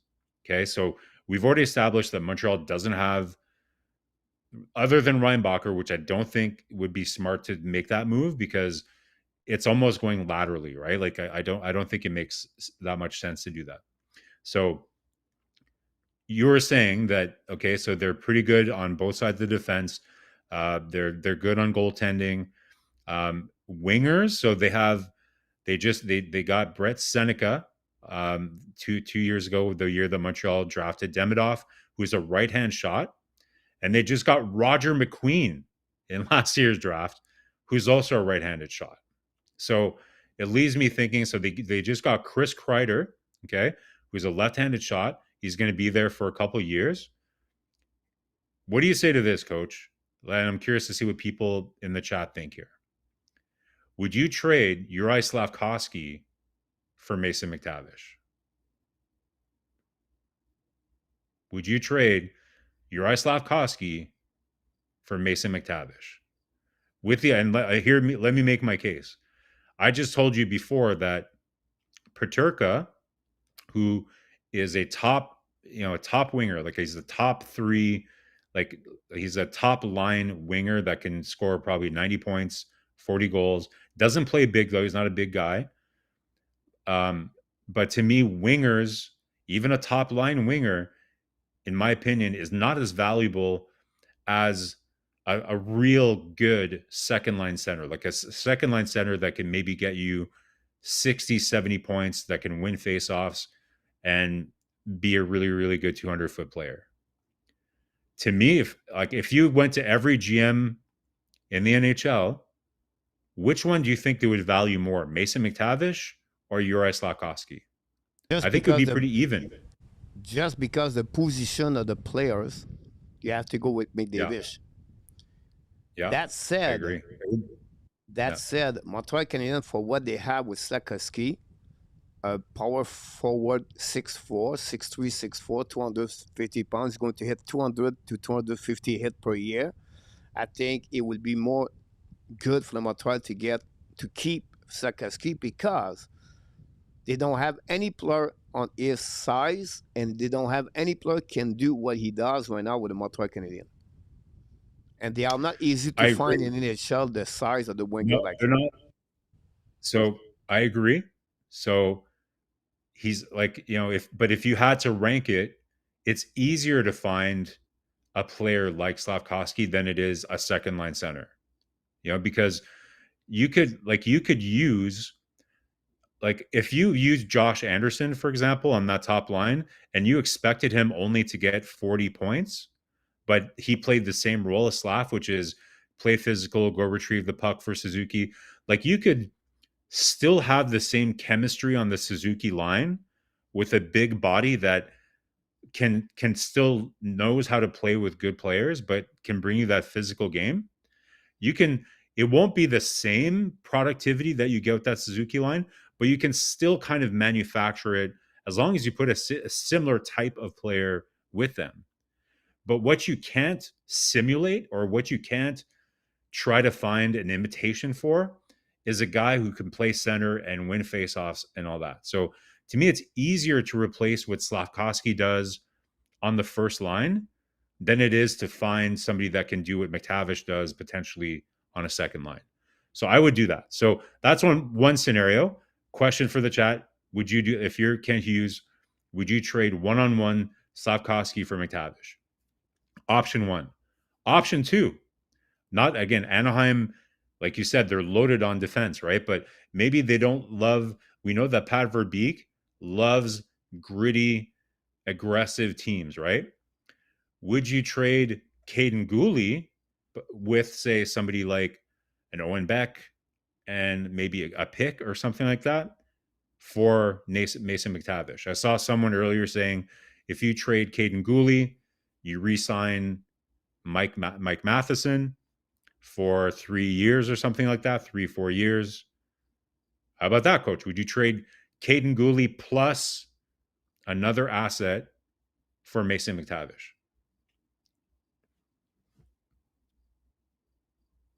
I want to give you my trade. Okay. Well, you're not going to answer mine first, though? Or is that what it was? Well, you said Slafkovsky. I answered to a Slafkovsky for McDavid. Yeah, but then I had a second one. My second option is Gooley plus another asset, like a Beck. No. For McTavish. No. You wouldn't do that one? No. I think for me, Caden Gooley is more available. I know is more. Salut, Luc. Gooley is more important to Montreal Canadiens as Slafkovsky. I don't disagree with you. He took a role, like A2 said. Another good comment. A lot of great comments right now. The chat is active right now. We welcome Paul is in the house. PS in the house. Everybody, don't forget, guys, click on the likes. At the end of the day, Slafkovsky play a role for the Montreal Canadiens, and then McDavid will play another role for the Montreal Canadiens. Different role. They fill up a spot, and it's fun way to see that and do with that. Exactly. You're But right it's about this PLW but also. Gouli is a bit of a risk, though, right? Gouli is a bit of a risk with his, like, he hasn't played a full season either, coach, right? So that's one thing you have to like. So some people think I'm over evaluating McTavish. Just so you know, here's what I think McTavish is. I'm not saying McTavish is Sidney Crosby. I don't think he'll ever score. He probably will never score as many points as Nick Suzuki did last year. Okay. He's like, let's say he's like a 70, 75 point player, but I think he's like over 50% on the dot, plays a good two-way game, pretty gritty. He's a winner. He's a gamer. That's the kind of player that I see him. So a more productive Sam Bennett, will say, like a Sam Bennett that produces a little bit more in the regular I season, want to give you a is what player, I a see. name of the player, Marco, for the people in the chat. Okay. When you think about Anaheim Yep. Ducks right now, I thinking about the New Jersey Devils, Jack Hughes Yep. and Nico Escher. Yep. My question to you is it? I don't think so. McDavid can reflect with Jack Hughes. It's not the same level. We agree with that. No. But do you consider McDavid at the same level with Escher? No. No. I think Lower or Keisher. higher? I think Keisher is. I think a more offensively gifted guy. Heischer is a very, like, he's gotten nominations for the Selke Trophy. He's a very good defensive player, but I don't think he's as much of a gamer as McTavish. So, if it depends on the need of your team. Heischer is a very, like, he's arguably a number one center. Like, New Jersey's, they have amazing center line, right? So, it's interesting comparison. Um, so no, I wouldn't compare Heischer to McTavish. I think McTavish is more of a he's as good of a two-way player, has the potential to be as good of a two-way player, but maybe a little bit grittier than Heischer is. So if you compare the number of the goal at the same age, 22, 21, but honestly, Nico stepped up at 23 and NHL. Yeah. 80 points after that, he dropped at 65, 67, 69, but his number of the goal, Marco, he go for 31, 27, and 35. So every year, I think he's going to be more consistency, Nico versus McDavid. Um, If you're just looking at points, yes. But has New Jersey won anything? And again, Anaheim, we haven't seen Anaheim in the playoffs yet. Again, we can never predict the future, right? Like, we saw what McTavish did at the World Juniors. We saw him, in the playoffs, in the Memorial Cup and things like that. He seems like the kind of player that would raise his level in the Stanley Cup playoffs, right? So if you're just looking at regular season production, I don't disagree with you, Coach. Like, not many people would choose Heischer, choose McTavish over Heischer in terms of regular season overall points. I think that's a pretty easy decision. But I think, like somebody said in the chat, they're just very different kind of players, right? Equally, they're very valuable, but I don't think they're really the best comparisons. Like, to So me, I'm again, going to Sam give Bennett you, is a better. I can get all the center in the Shimako. I don't want to put you on the hot seat. Don't want me to put you It's that okay. way. You tell me that, so I don't say, okay, he joined me. No, it's not my points. It's a No, it's conversation okay. we do, right? It's I know people love it. People love it when we disagree, Coach. It's the Yeah. fun part of the show. So if you look Yeah. about the other center in NHL, when you go to Puck Media, you can put the name and then you pop everybody. I don't want to mention like the big name, anything like that, but I want to see what you think. You talk about Sam Bennett, he was right there, right?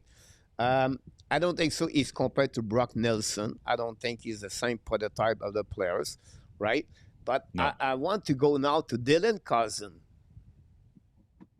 Yep. So when you A talk little about closer. Dylan Cousin, guys, this is a player who got Yeah. traded for Josh Norris a couple of months ago. I forget about that one. How do you see McDavid with Cousin? I think that's a closer comparison. I think, left-handed versus right-handed, so they shoot on a different side, right? But if you look at that trade, Coach, what did Ottawa trade to get him? They traded another center, right? So that's an interesting one, right? So basically they traded second line centers back and forth, right? So Ottawa is now using him as a second line center, and you're assuming that Josh Norris is going to be their second line center for Buffalo next year.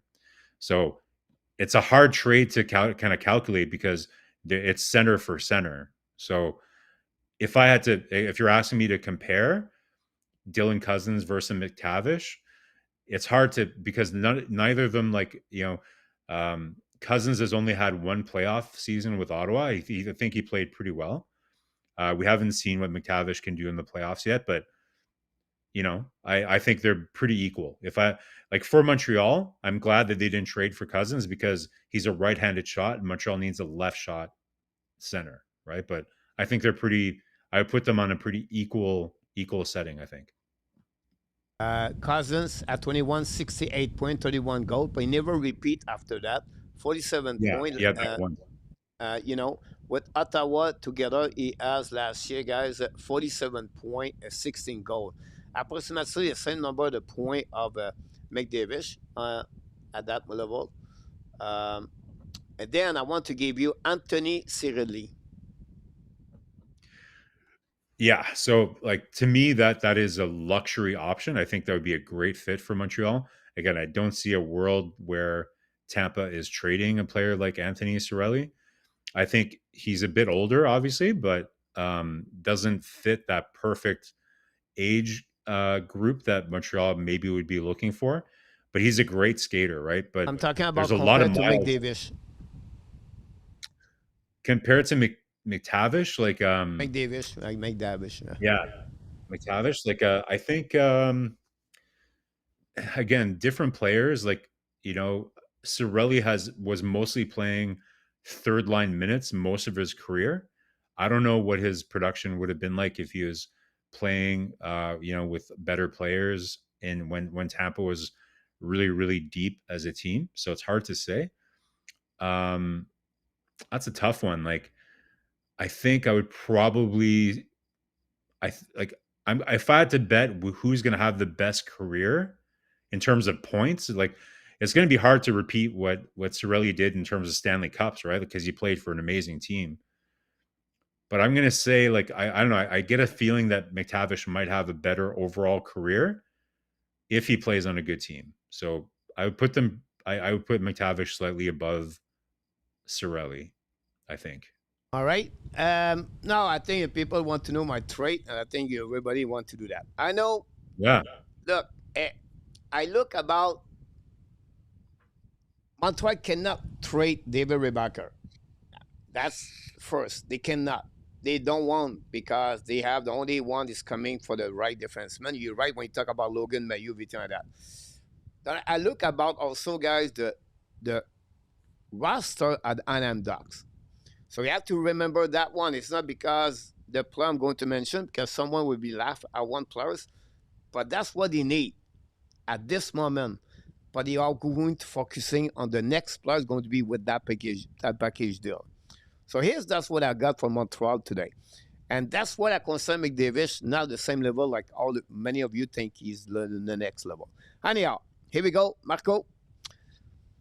Do I need to make some draw? No, I'm not going to do it. Alex Newhook, Michael Edge, and the second pick conditional right there. The second pick conditional for the Montreal Canadiens if they make the playoff with McDavid and the Montreal Canadiens go to the second round of that year this year, they get the first round pick of the Montreal Canadiens. The key for Anaheim is Michael Edge for them. New York will bring the speed like Vedreno they have over there on the third line as a winger. And Michael Edge, the next 3 years, going to fill the spot of Mason McDavid. They will fit of the salary cap of them because next year they have to pay Lacombe, they have to pay Mantigov, they have to pay Luno, they have to pay a forward. I cannot remember. I have to look about that. They have a lot of RFA Marko for them for the next 2 years. I can give you that one over there. Here we go. They have Poland, not big deal. Johnson, a big deal. They have Connor Coutier, Marko, Leon Carlson next year. This is $9 million right there, maybe more. They have to also Lacombe, Mintukov, and Zellweger, Marco. We talk about 5 top players, maybe better at McDavid or the same level at McDavid. That's a lot of money on the pocket. You can hit a 35 to $45 million, Marco. And this is the reason I feel like maybe they thinking to trade McDavid at some point. I'm not talking about Truba and Kudos or UFA next season also, and Arkins. So, and the structure, the salary cap next year are going to be difficult. Well, I'll say this, Coach. If Ken Hughes could pull off that trade, he should become executive of the year. Like I think that would be an But absolute anyway, I'll put my name if deal. ever they make that trade. Yeah, yeah. I will be the first on here singing your praises if that's the case. Like I just don't see that this like I view Anaheim very similarly to Montreal. They want help right now, right? Hage is not going to do that. Arguably, like they like I already mentioned, they have Brett Seneca and they have McQueen that they just drafted, who I think both of them are going to be better than Michael Hage, right? So I'm not sure why they would really that be interested in Michael Hage. Newhook, I don't see if what he brings to their lineup right now that they don't already have or that would be useful to them, especially knowing the type of team that Verbeek likes.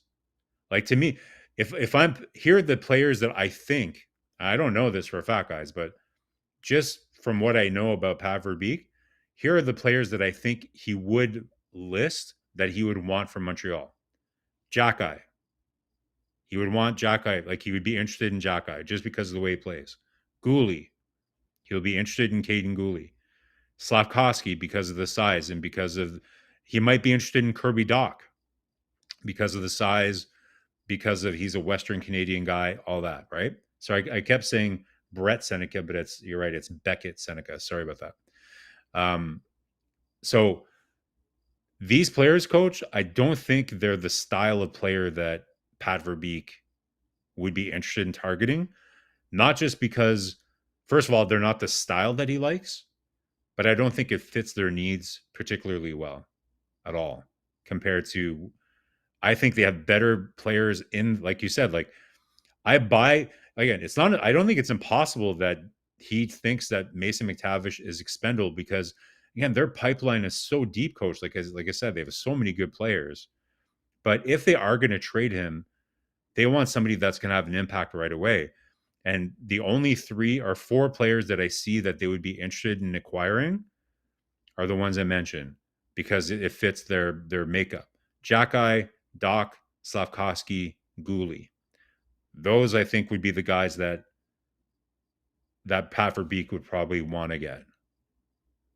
Would you be willing to trade any of those guys?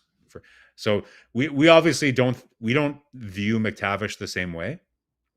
Here's an interesting Coach. I'm curious what you think about this. If you like the style that Mason McTavish is, so if we agree, Coach, that we like that style of player, a much more inexpensive version of him that is kind of in the same age bracket is Barrett Hayden from the Utah Yeti or whatever they're called. Is it the Yeti? Utah Mammoth? Yeti? Mammoth. Yeah, yeah. We've talked about him before, Coach, on the show. Barrett Hayden, left shot center, drafted the same year as KK, right? Just after him, actually. He has the Almost same that, like number of points McDavid last year, like same number 46, of points. 20 goals. Yep. So that to me is like an under the radar. I've been talking about him for months now. His face-off percentage is very good. Utah is another team, Coach, that is very deep. Are they going to have room for him? So that's definitely a player that I would target. And that might be a little less expensive than Mason McTavish. I could definitely see him being a great fit. Would you have Barrett Hayden with Demidov and Line or or Budzik or whoever else? I think that would be an interesting fit. He's like 25 years old. probably like a 50-point guy, 55-point guy. I think that could be a good option, in the somebody that could really grow in. And eventually, if you feel that you want to upgrade that second line center later in the future, he would make a great third line center when Montreal really gets that level. A2 doesn't think he's getting traded. Like, yeah, there's not a lot of second line centers being traded in the NHL, guys. So it's tough. It's very tough. But for those of you who think we can just wait internally, you're going to be waiting a while. And like I said from the top of the show, people don't like me comparing it to the Toronto Maple Leafs, but a competitive window, it goes by fast. You guys were saying, well, hey, the big mistake that the Toronto Maple Leafs made is they focused too much up front. They didn't build their defense. Well, the Montreal Canadiens have built an amazing defense, but we're lacking major depth down the center. So, coach, like this, I think this is the theme of the show today, coach. Like the big takeaway from the show is we have a lot to be excited about and to be hopeful for, but you can't wait too long either, because time goes by quick and the window closes quicker than you might want. So interesting one. Uh, Lots of chat here, coach. A lot of people agreeing and disagreeing with us as usual. Lots of fun. but that's that's a situation when you do a rumor or a proposal like that, for sure, Marco. That's just normal. That's happening for sure. For that, so we did grow through that one for sure. For all the people, some people consider others, and that's okay. But again, that give you an exercise, a 30-minute Marco together, and we are not general manager. We are the only two people love hockey. That's it, who we are. And then we don't have the right answer. And then we just realize one thing: the outcome of that exercise, Marco, that gave us the same thing where it's difficult to find a second center in NHL. So can you imagine? Can use hours he put on the phone and all the stat with a video, with the analytic people and the people and call this one and the call another one, everything like that. And some people in the chat thinking maybe it could be organically inside of this organization, where is it not possible like a Sakaski, a Demidov, a Bolduc, just name them, could be a center? Or it's not? It's not impossible. Like, for those of us old enough to remember, Vincent Danfus used to play on the wing, or when he first got traded to Montreal, and then he ended up playing center. It was a really good center. So it can happen. Like, you can definitely convert players from the wing to the center. You don't see it nearly as often. I've said it here on the show before. I I don't think it would be crazy to try Slavkovsky at center, coach, because people think of him as a power forward, but let's not underestimate the playmaking skills that Slavkovsky has. The only thing with him is that sometimes, like, really, like, coach, let me know if you agree with me on this one, okay? Isn't one of the most important skills as a center is understanding time and space in the offensive zone, right? Like, being able to create space, and find teammates. I think Slavkovsky is very good at finding teammates, but sometimes his spatial awareness on the ice isn't that good, right? Like, being able to skate the puck to kind of like quiet areas to give himself more time so that players can get open. Like, to me, that's what I think a center does very good. So that's the only thing. Could he develop that skill? Maybe. I think Demidov for sure has that ability to find, quiet spaces in the ice and slow down the play, in transition and things like that. Like, I think he has a lot of really core elements that you would need to be a center. He just doesn't seem interested in playing center. So, but to me, if I had to guess which one would probably make a better center, I would probably say Demidov would have a better chance than Slavkovsky. Good point about that. Again, we just said maybe organically where they can think that way, for all of them. I just want to give you 4 minutes to show my power ranking, Marco, with you. And I want to see the people if they you see that. I'm going to check if I have this money. No, have to go back. So we're going to skip the power ranking. I'm going to give you guys the 2030 top 30 players was released today in NHL.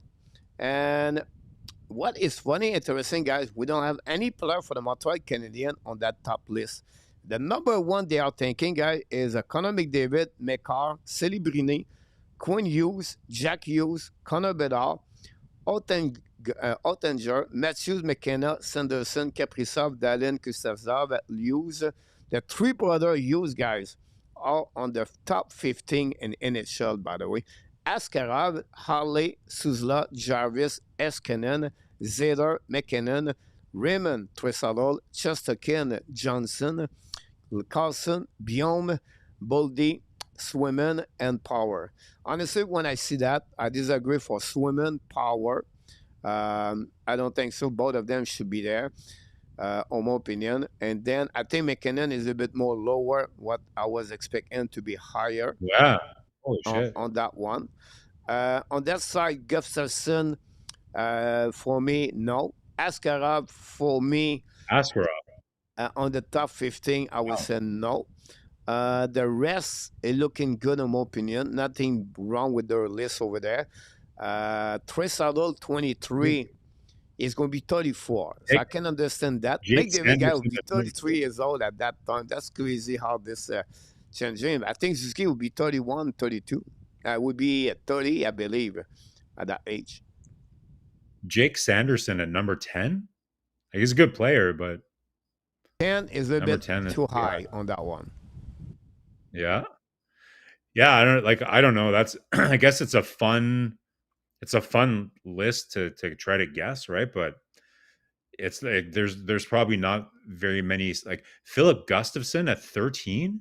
Whoa, like holy And one more geez. thing, Marko, is here. Guy talk about Marner or Matthews, but I was just realized we don't have any Toronto Maple Leaf on that list, right? No, we Well, have there's Austin Austin Matthews number Matthews. 8. I apologize. Yeah, yeah. Marner No is not there. Nylander. No Marner, no Nylander. Yeah, interesting. Yeah. And again, like we see a lot of potential in Celebrini and everything, but it's hard to predict. Gavin McKenna, like, hasn't even played one game in the NHL yet, right? Like, in Bedard, we'll see how that plays out. Like, he'll be Bedard Marco is 25. going to be excellent. Oh yeah, for sure. But is he going to be better than, I don't know, like No, Jack Hughes? you have Probably. to look about the age, go with that part over there, the improvement Yeah. about this. I think just second guys 24 or 34 years old would be very interesting to see that. But it's a conversation you can get all night long, and you can get why Demidov is maybe not there. I will say to you because they don't know yet. He did not play in NHL yet, and you can see any of them players did not play in NHL are on that list. Other effect, Askarov may be the only one really there. Biome is another one. So yeah, maybe Demidov should be on that list. Or I'm shocked to see Jeremy Swimmen there. Like this blew my Yeah, mind. like, it's hard if you're gonna have Zeb William there. Lane Hudson has to be on that list. He's already won the Calder Trophy. So I don't know how you project Zeb William to be there and you don't have Lane Hudson there either, right? Like, that's a tough one. It's a funny to see that. And then I want to move, guys, on the under the subject, the money salary cap for each team. So it's about the value of the players with their age and what they bring to the team, the performance, versus the salary cap of the team, how they manage the team by the general manager. So they have from 1 to 32, and the bad contract make the team worse, and a great contract with high performance at young age make the team looking good. This is only Montreal Canadiens. They are right now 14 on that. They dropped from 18 to 14, and they're going to get better and better. What is really interesting to see that they are one of the only two teams with the Los Angeles Kings where they are 3A and they have 4A, and they have also 3 days on that one. So they have Liney at D, Gallagher at D, and Anderson at D. But on the A, they have Montembeault and Noah Dobson, and then they have Sakeski and Nick Suzuki. Again, versus the money they make versus the performance and their age. That's the reason they get the categories of the letter. And this coming for the Atlantic. 14 NHL. Number one, Marko, is Tampa Bay Lightning. Wow. Usually it Interesting. was Fleur Panthers, but then the Fleur Panthers is number 4. Colorado, Dallas Star on the top. Most of them are the top in NHL, have a good salary cap around them on that. So that gives you an idea. I don't know if you're impressed about this. Simon Montembeault, guys, the value of his contract could be higher, honestly. And the total surplus is that's what they bring on the table. So because of their performance. Wow. The one that's surprising to me a bit, I guess, is Caden Gooley. He's a minus. They have him as a C plus. as a C plus, but maybe it's because of injury. But yeah, I could see that improving as well. We'll see kind of Jake Evans. That I think if you can be a little bit higher there, that'd be good. But no, there's a little bit kind of like both sides. They coach like really high end ones, and then you have some of them that are weighing it down. It'll be interesting. Like cap management is going to be so critical. Like even with the salary cap going up, I think it's still really, really important to have a good control of your cap.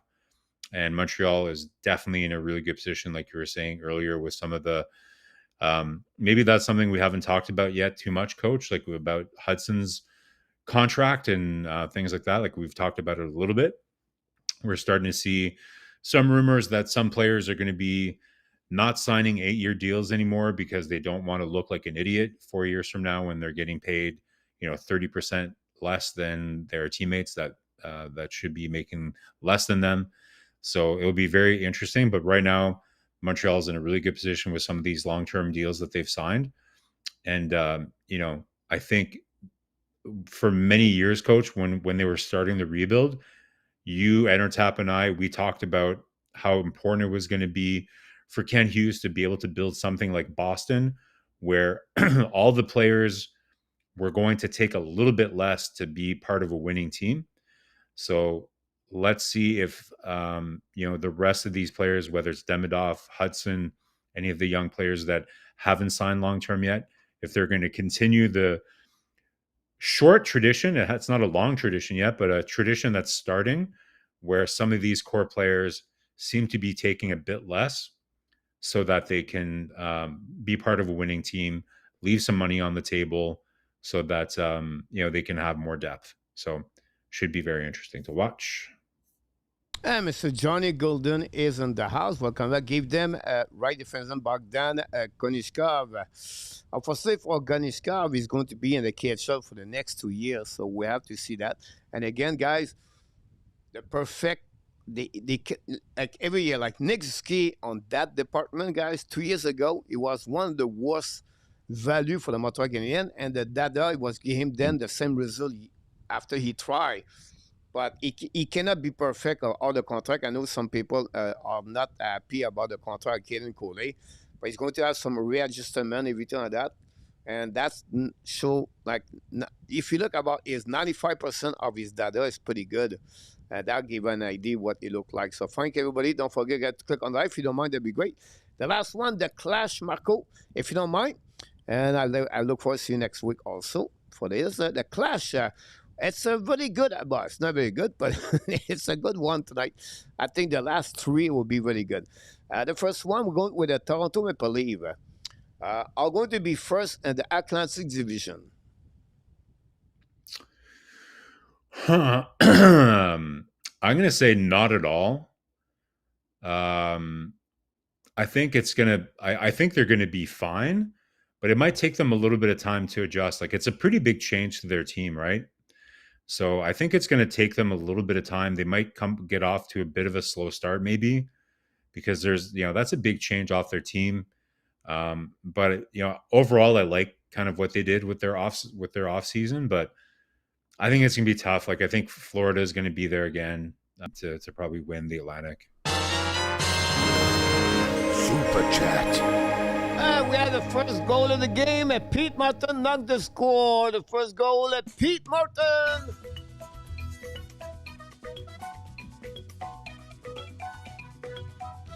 Thank you.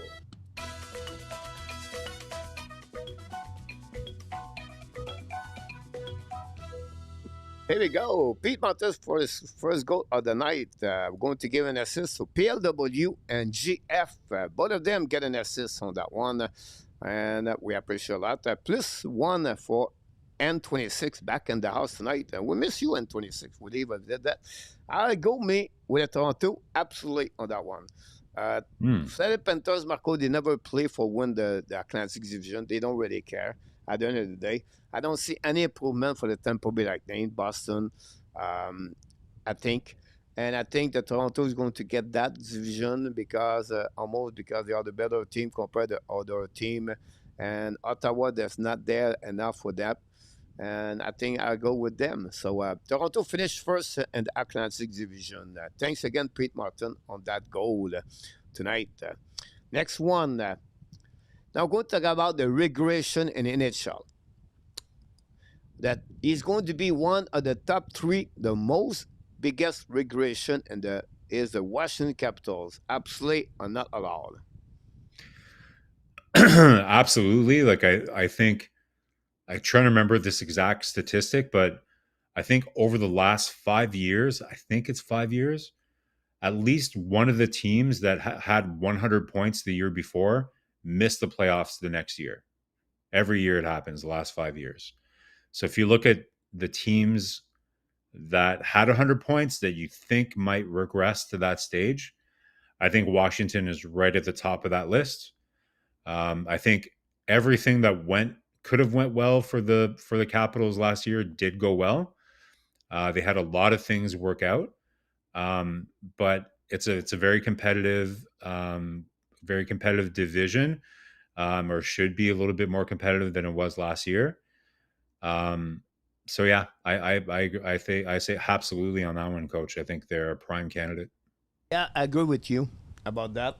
I think McMichael, Prodas, Dubois, Thompson, Yeah, not Dobson, but Thompson, and yeah, Lindgren play higher hockey than never been. I always look about this sometimes. You have a stat in NHL. I know the people, it's nerd to talk about that on analytics, but you have a stat, guys. It's called the on ice with S percentage. It's when you're on the ice, how many shot you have on the ice, plus again everything like that, and also with your teammate beside you. It's not only the shooting percentage; it's the who are with you. And sometimes, Marco, you get higher number because the guy beside you have a better ratio, and you get more. So this is the reason they have a little bit concern about Washington Capitals because the on ice shooting percentage by different player for the Washington was higher, like they never saw for the last 10 years in NHL for the Washington Capitals, player by player. So I yep, think I agree with you about that. On the flip side, we have to go with progression. This was not easy, Marco. I did an exercise. Guys, sometimes you think, I just make a question, within that. But I look about team and I said, yeah, two team. But I have to go with that team right now. As Anaheim Ducks. They have 80 points. And, Chicago, San Jose, those kind of team, or Nashville. But the only two team could be there is them. I think Seattle finished at 79. I could be wrong, but I think I am right. So anyway, the Anaheim Ducks are they going to be the biggest progression in NHL? Because Montreal got a 91. I don't expect them to get 110, 112, 103, 104. So I go with a team I think they can get 10 point a plus next season. yeah. I don't disagree. I would have Anaheim on that list. I would have Utah on that list as well as a team that's probably going to maybe take a little bit of a step. I don't see. I think San Jose will be slightly better, but I don't see them taking the same steps. Yeah, you're bang on, Coach. Without doing all the research that you did, that would have been the first team that I would have thought of that is going to have the most Yeah. progression. Yeah, for sure. I go with you, me too. Absolutely for that team, everything like that. Keep constant, guys. Click on the likes. Now, I'm going to finish, guys, with two contracts. And because some of you maybe not know, but I right now, contributor of the Hockey Hot Stove. It's a website built by the ex NHL player for the Flyers, Chris Terrier. Anyhow, I cover the Chicago Blackhawks, so I try to look about different things now, not the same view of the Montreal Canadiens. And two players are going to be RFA next year, Marko. Two solid players in NHL. Connor Bedard, new deal, 10 million a plus, Marko. 61 points, 67 points. Are you agree absolutely for 10 million a plus for Connor Bedard or not allowed? Well, there's another element that you have to add this to, right, coach, is if it's 8 years at 10 million, 100% that like he would absolutely get that. But I think he would be insane to sign that contract. To me, I like, so how many years would this contract be for Bedard at 10 million? This is going to be a long-term deal. Then I think it's going to be higher than that. This at 10 million. More than 10 million. Yeah. If Okay. he's signing a long-term deal, he would be insane to sign a $10 million deal. Insane. I could see him signing a 5-year deal or maybe a 4-year deal for 10 million. But if he's going to be signing like a cap, and by the way, after this season, you can't sign 8-year deals. It's only 7-year deals, right? Not true. So I again, Marco is Uh, like, I'm. The reason I'm alone, guys, because nobody would accept to be with me. So I do a lot of things like that. So the deal, Marco, will be good next year until September 15th.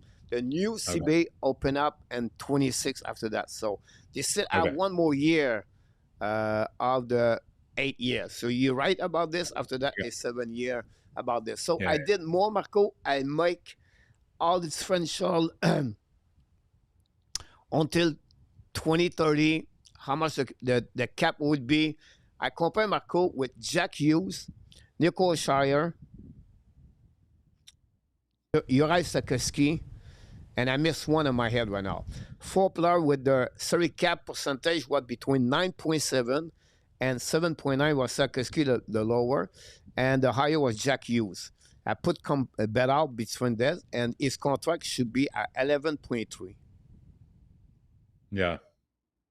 So Yeah. again, I just give you an idea, guys, what it would be look like. Use 8 years at $8 million. Usher 7 year at 7.6, I believe. Sakeski 7.6 also. I think Usher was 7.2. I cannot Yeah. remember the fourth players. Anyway, you can check on my article about that. But I think, Absolutely coach, for like Connor Bedard.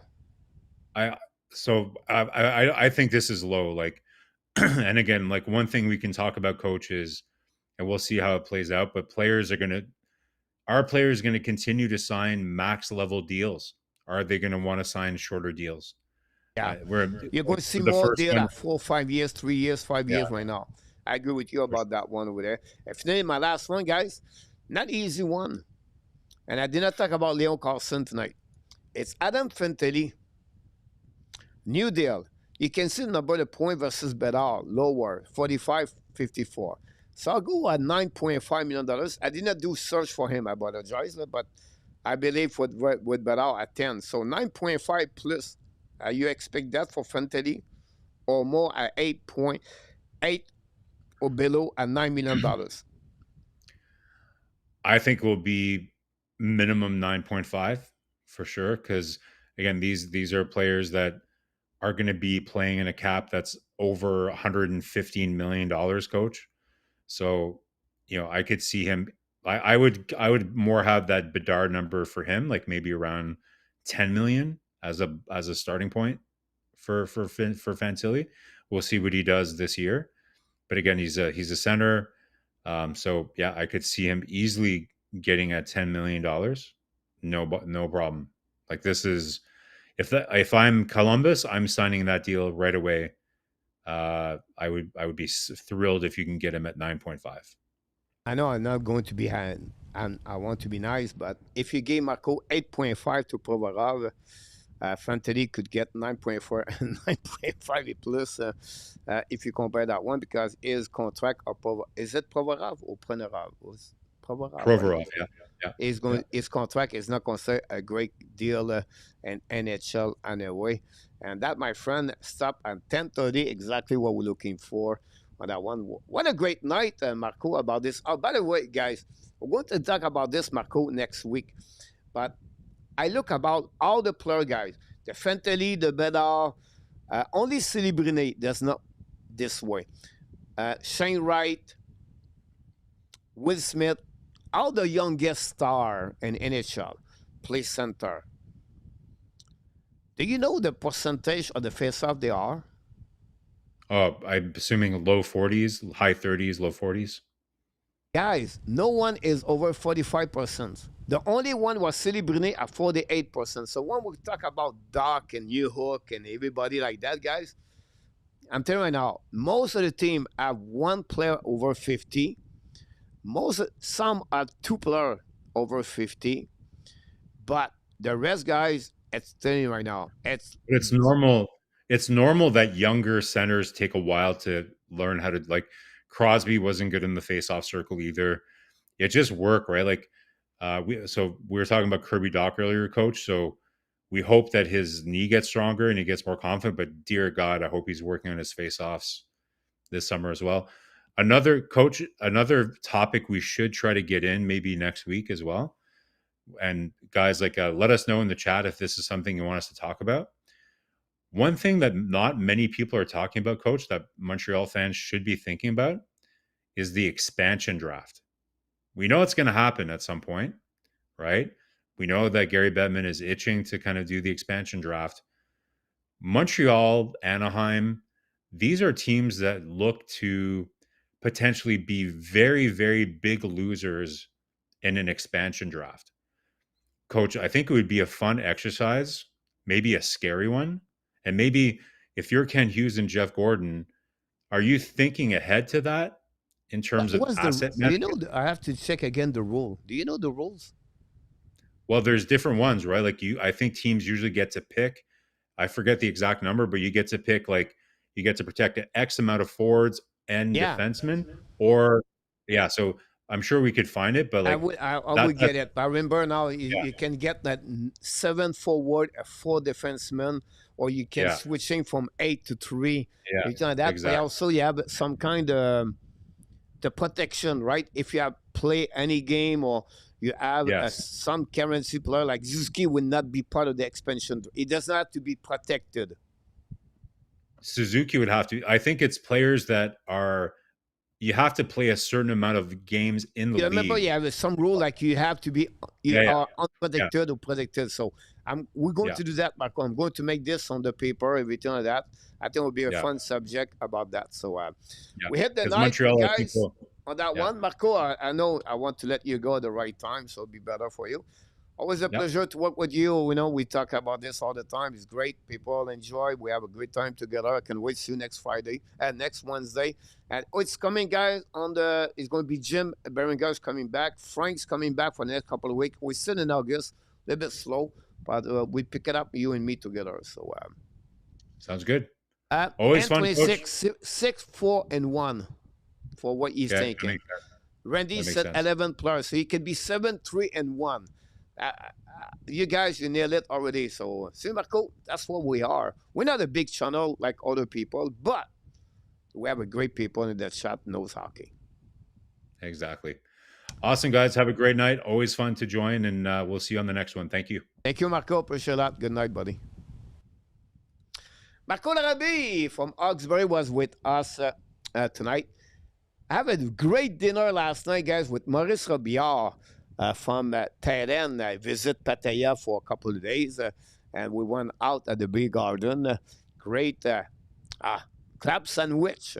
We eat an American food last night. It was great to reconnect with Maurice Robillard. So, guys, I don't go nowhere, but visit me at Terren. I think Kenneth is coming to Pattaya. I think I'll maybe see him during the weekend. So, always a pleasure to see all of you tonight, guys. We have a few people knock the door tonight, and this make me happy, to be honest with you. Um, I know some people take a break during the summer. I understand that they want to disconnect with the hockey, everything, and but when you do that, I can tell you that Hockey Nation Live Show here are missing you, and the people, not only me, but other people. So N26, welcome back. We saw Luc Fortin a little bit early.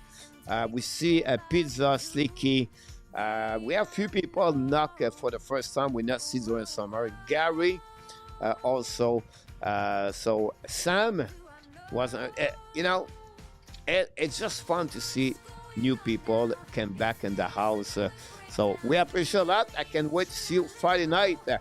Now check me. Sometime I can pop up any night. It's just summertime right now, but I focus on other things. So hopefully you're going to see you Friday night for the fun Friday night. No template, no expectation, no plan. We just talk about everything like that. Friday night, I have a subject about when you was young. What kind of job you did you never thought you're going to be.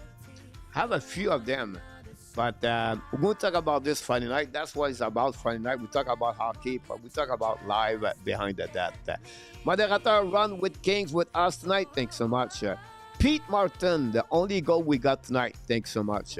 The people, click on the like. If you did not, you leave the building. We really appreciate if you can do that. And at the end of the show, like we do all the time, Johnny Golden, by the way, was in the house tonight with a couple of comments.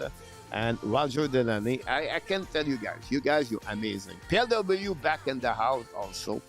And it's fun. Is it not fun to be together? I enjoy it. I miss all of you, by the way, when I don't work every night. Until the next time, my friend, the only reason we are who we are. You are awesome. You are amazing. You are the best. And remember, you have greatness inside of you. Here we go. PLW was a mascot at a young age. I don't want to tell what I did, but you were never thinking I did one thing when I was young. And it was funny. Funny, like fact, like what I said funny, it was like, anyway, I cannot tell you everything about that. Anyhow, be well, be ill. Find a way not only to dominate your day, but find a way to dominate the second half of what? Someone said 2025. Second half of the 2025. RJ Calabro, the Wood Rage, I believe, Devils on that for the football. RJ Calabro, I like your picture, by the way. Thanks for the news and update, RJ. I can wish you Friday night. Randy Walkman, thanks so much, my friend. Pete Martin, Luc Lavarton, Mr. Johnny. We miss an after. Ken and after came back in September. Don't forget, at the end of the month, we celebrate a 6th anniversary of the channel. Booyah! Peace out.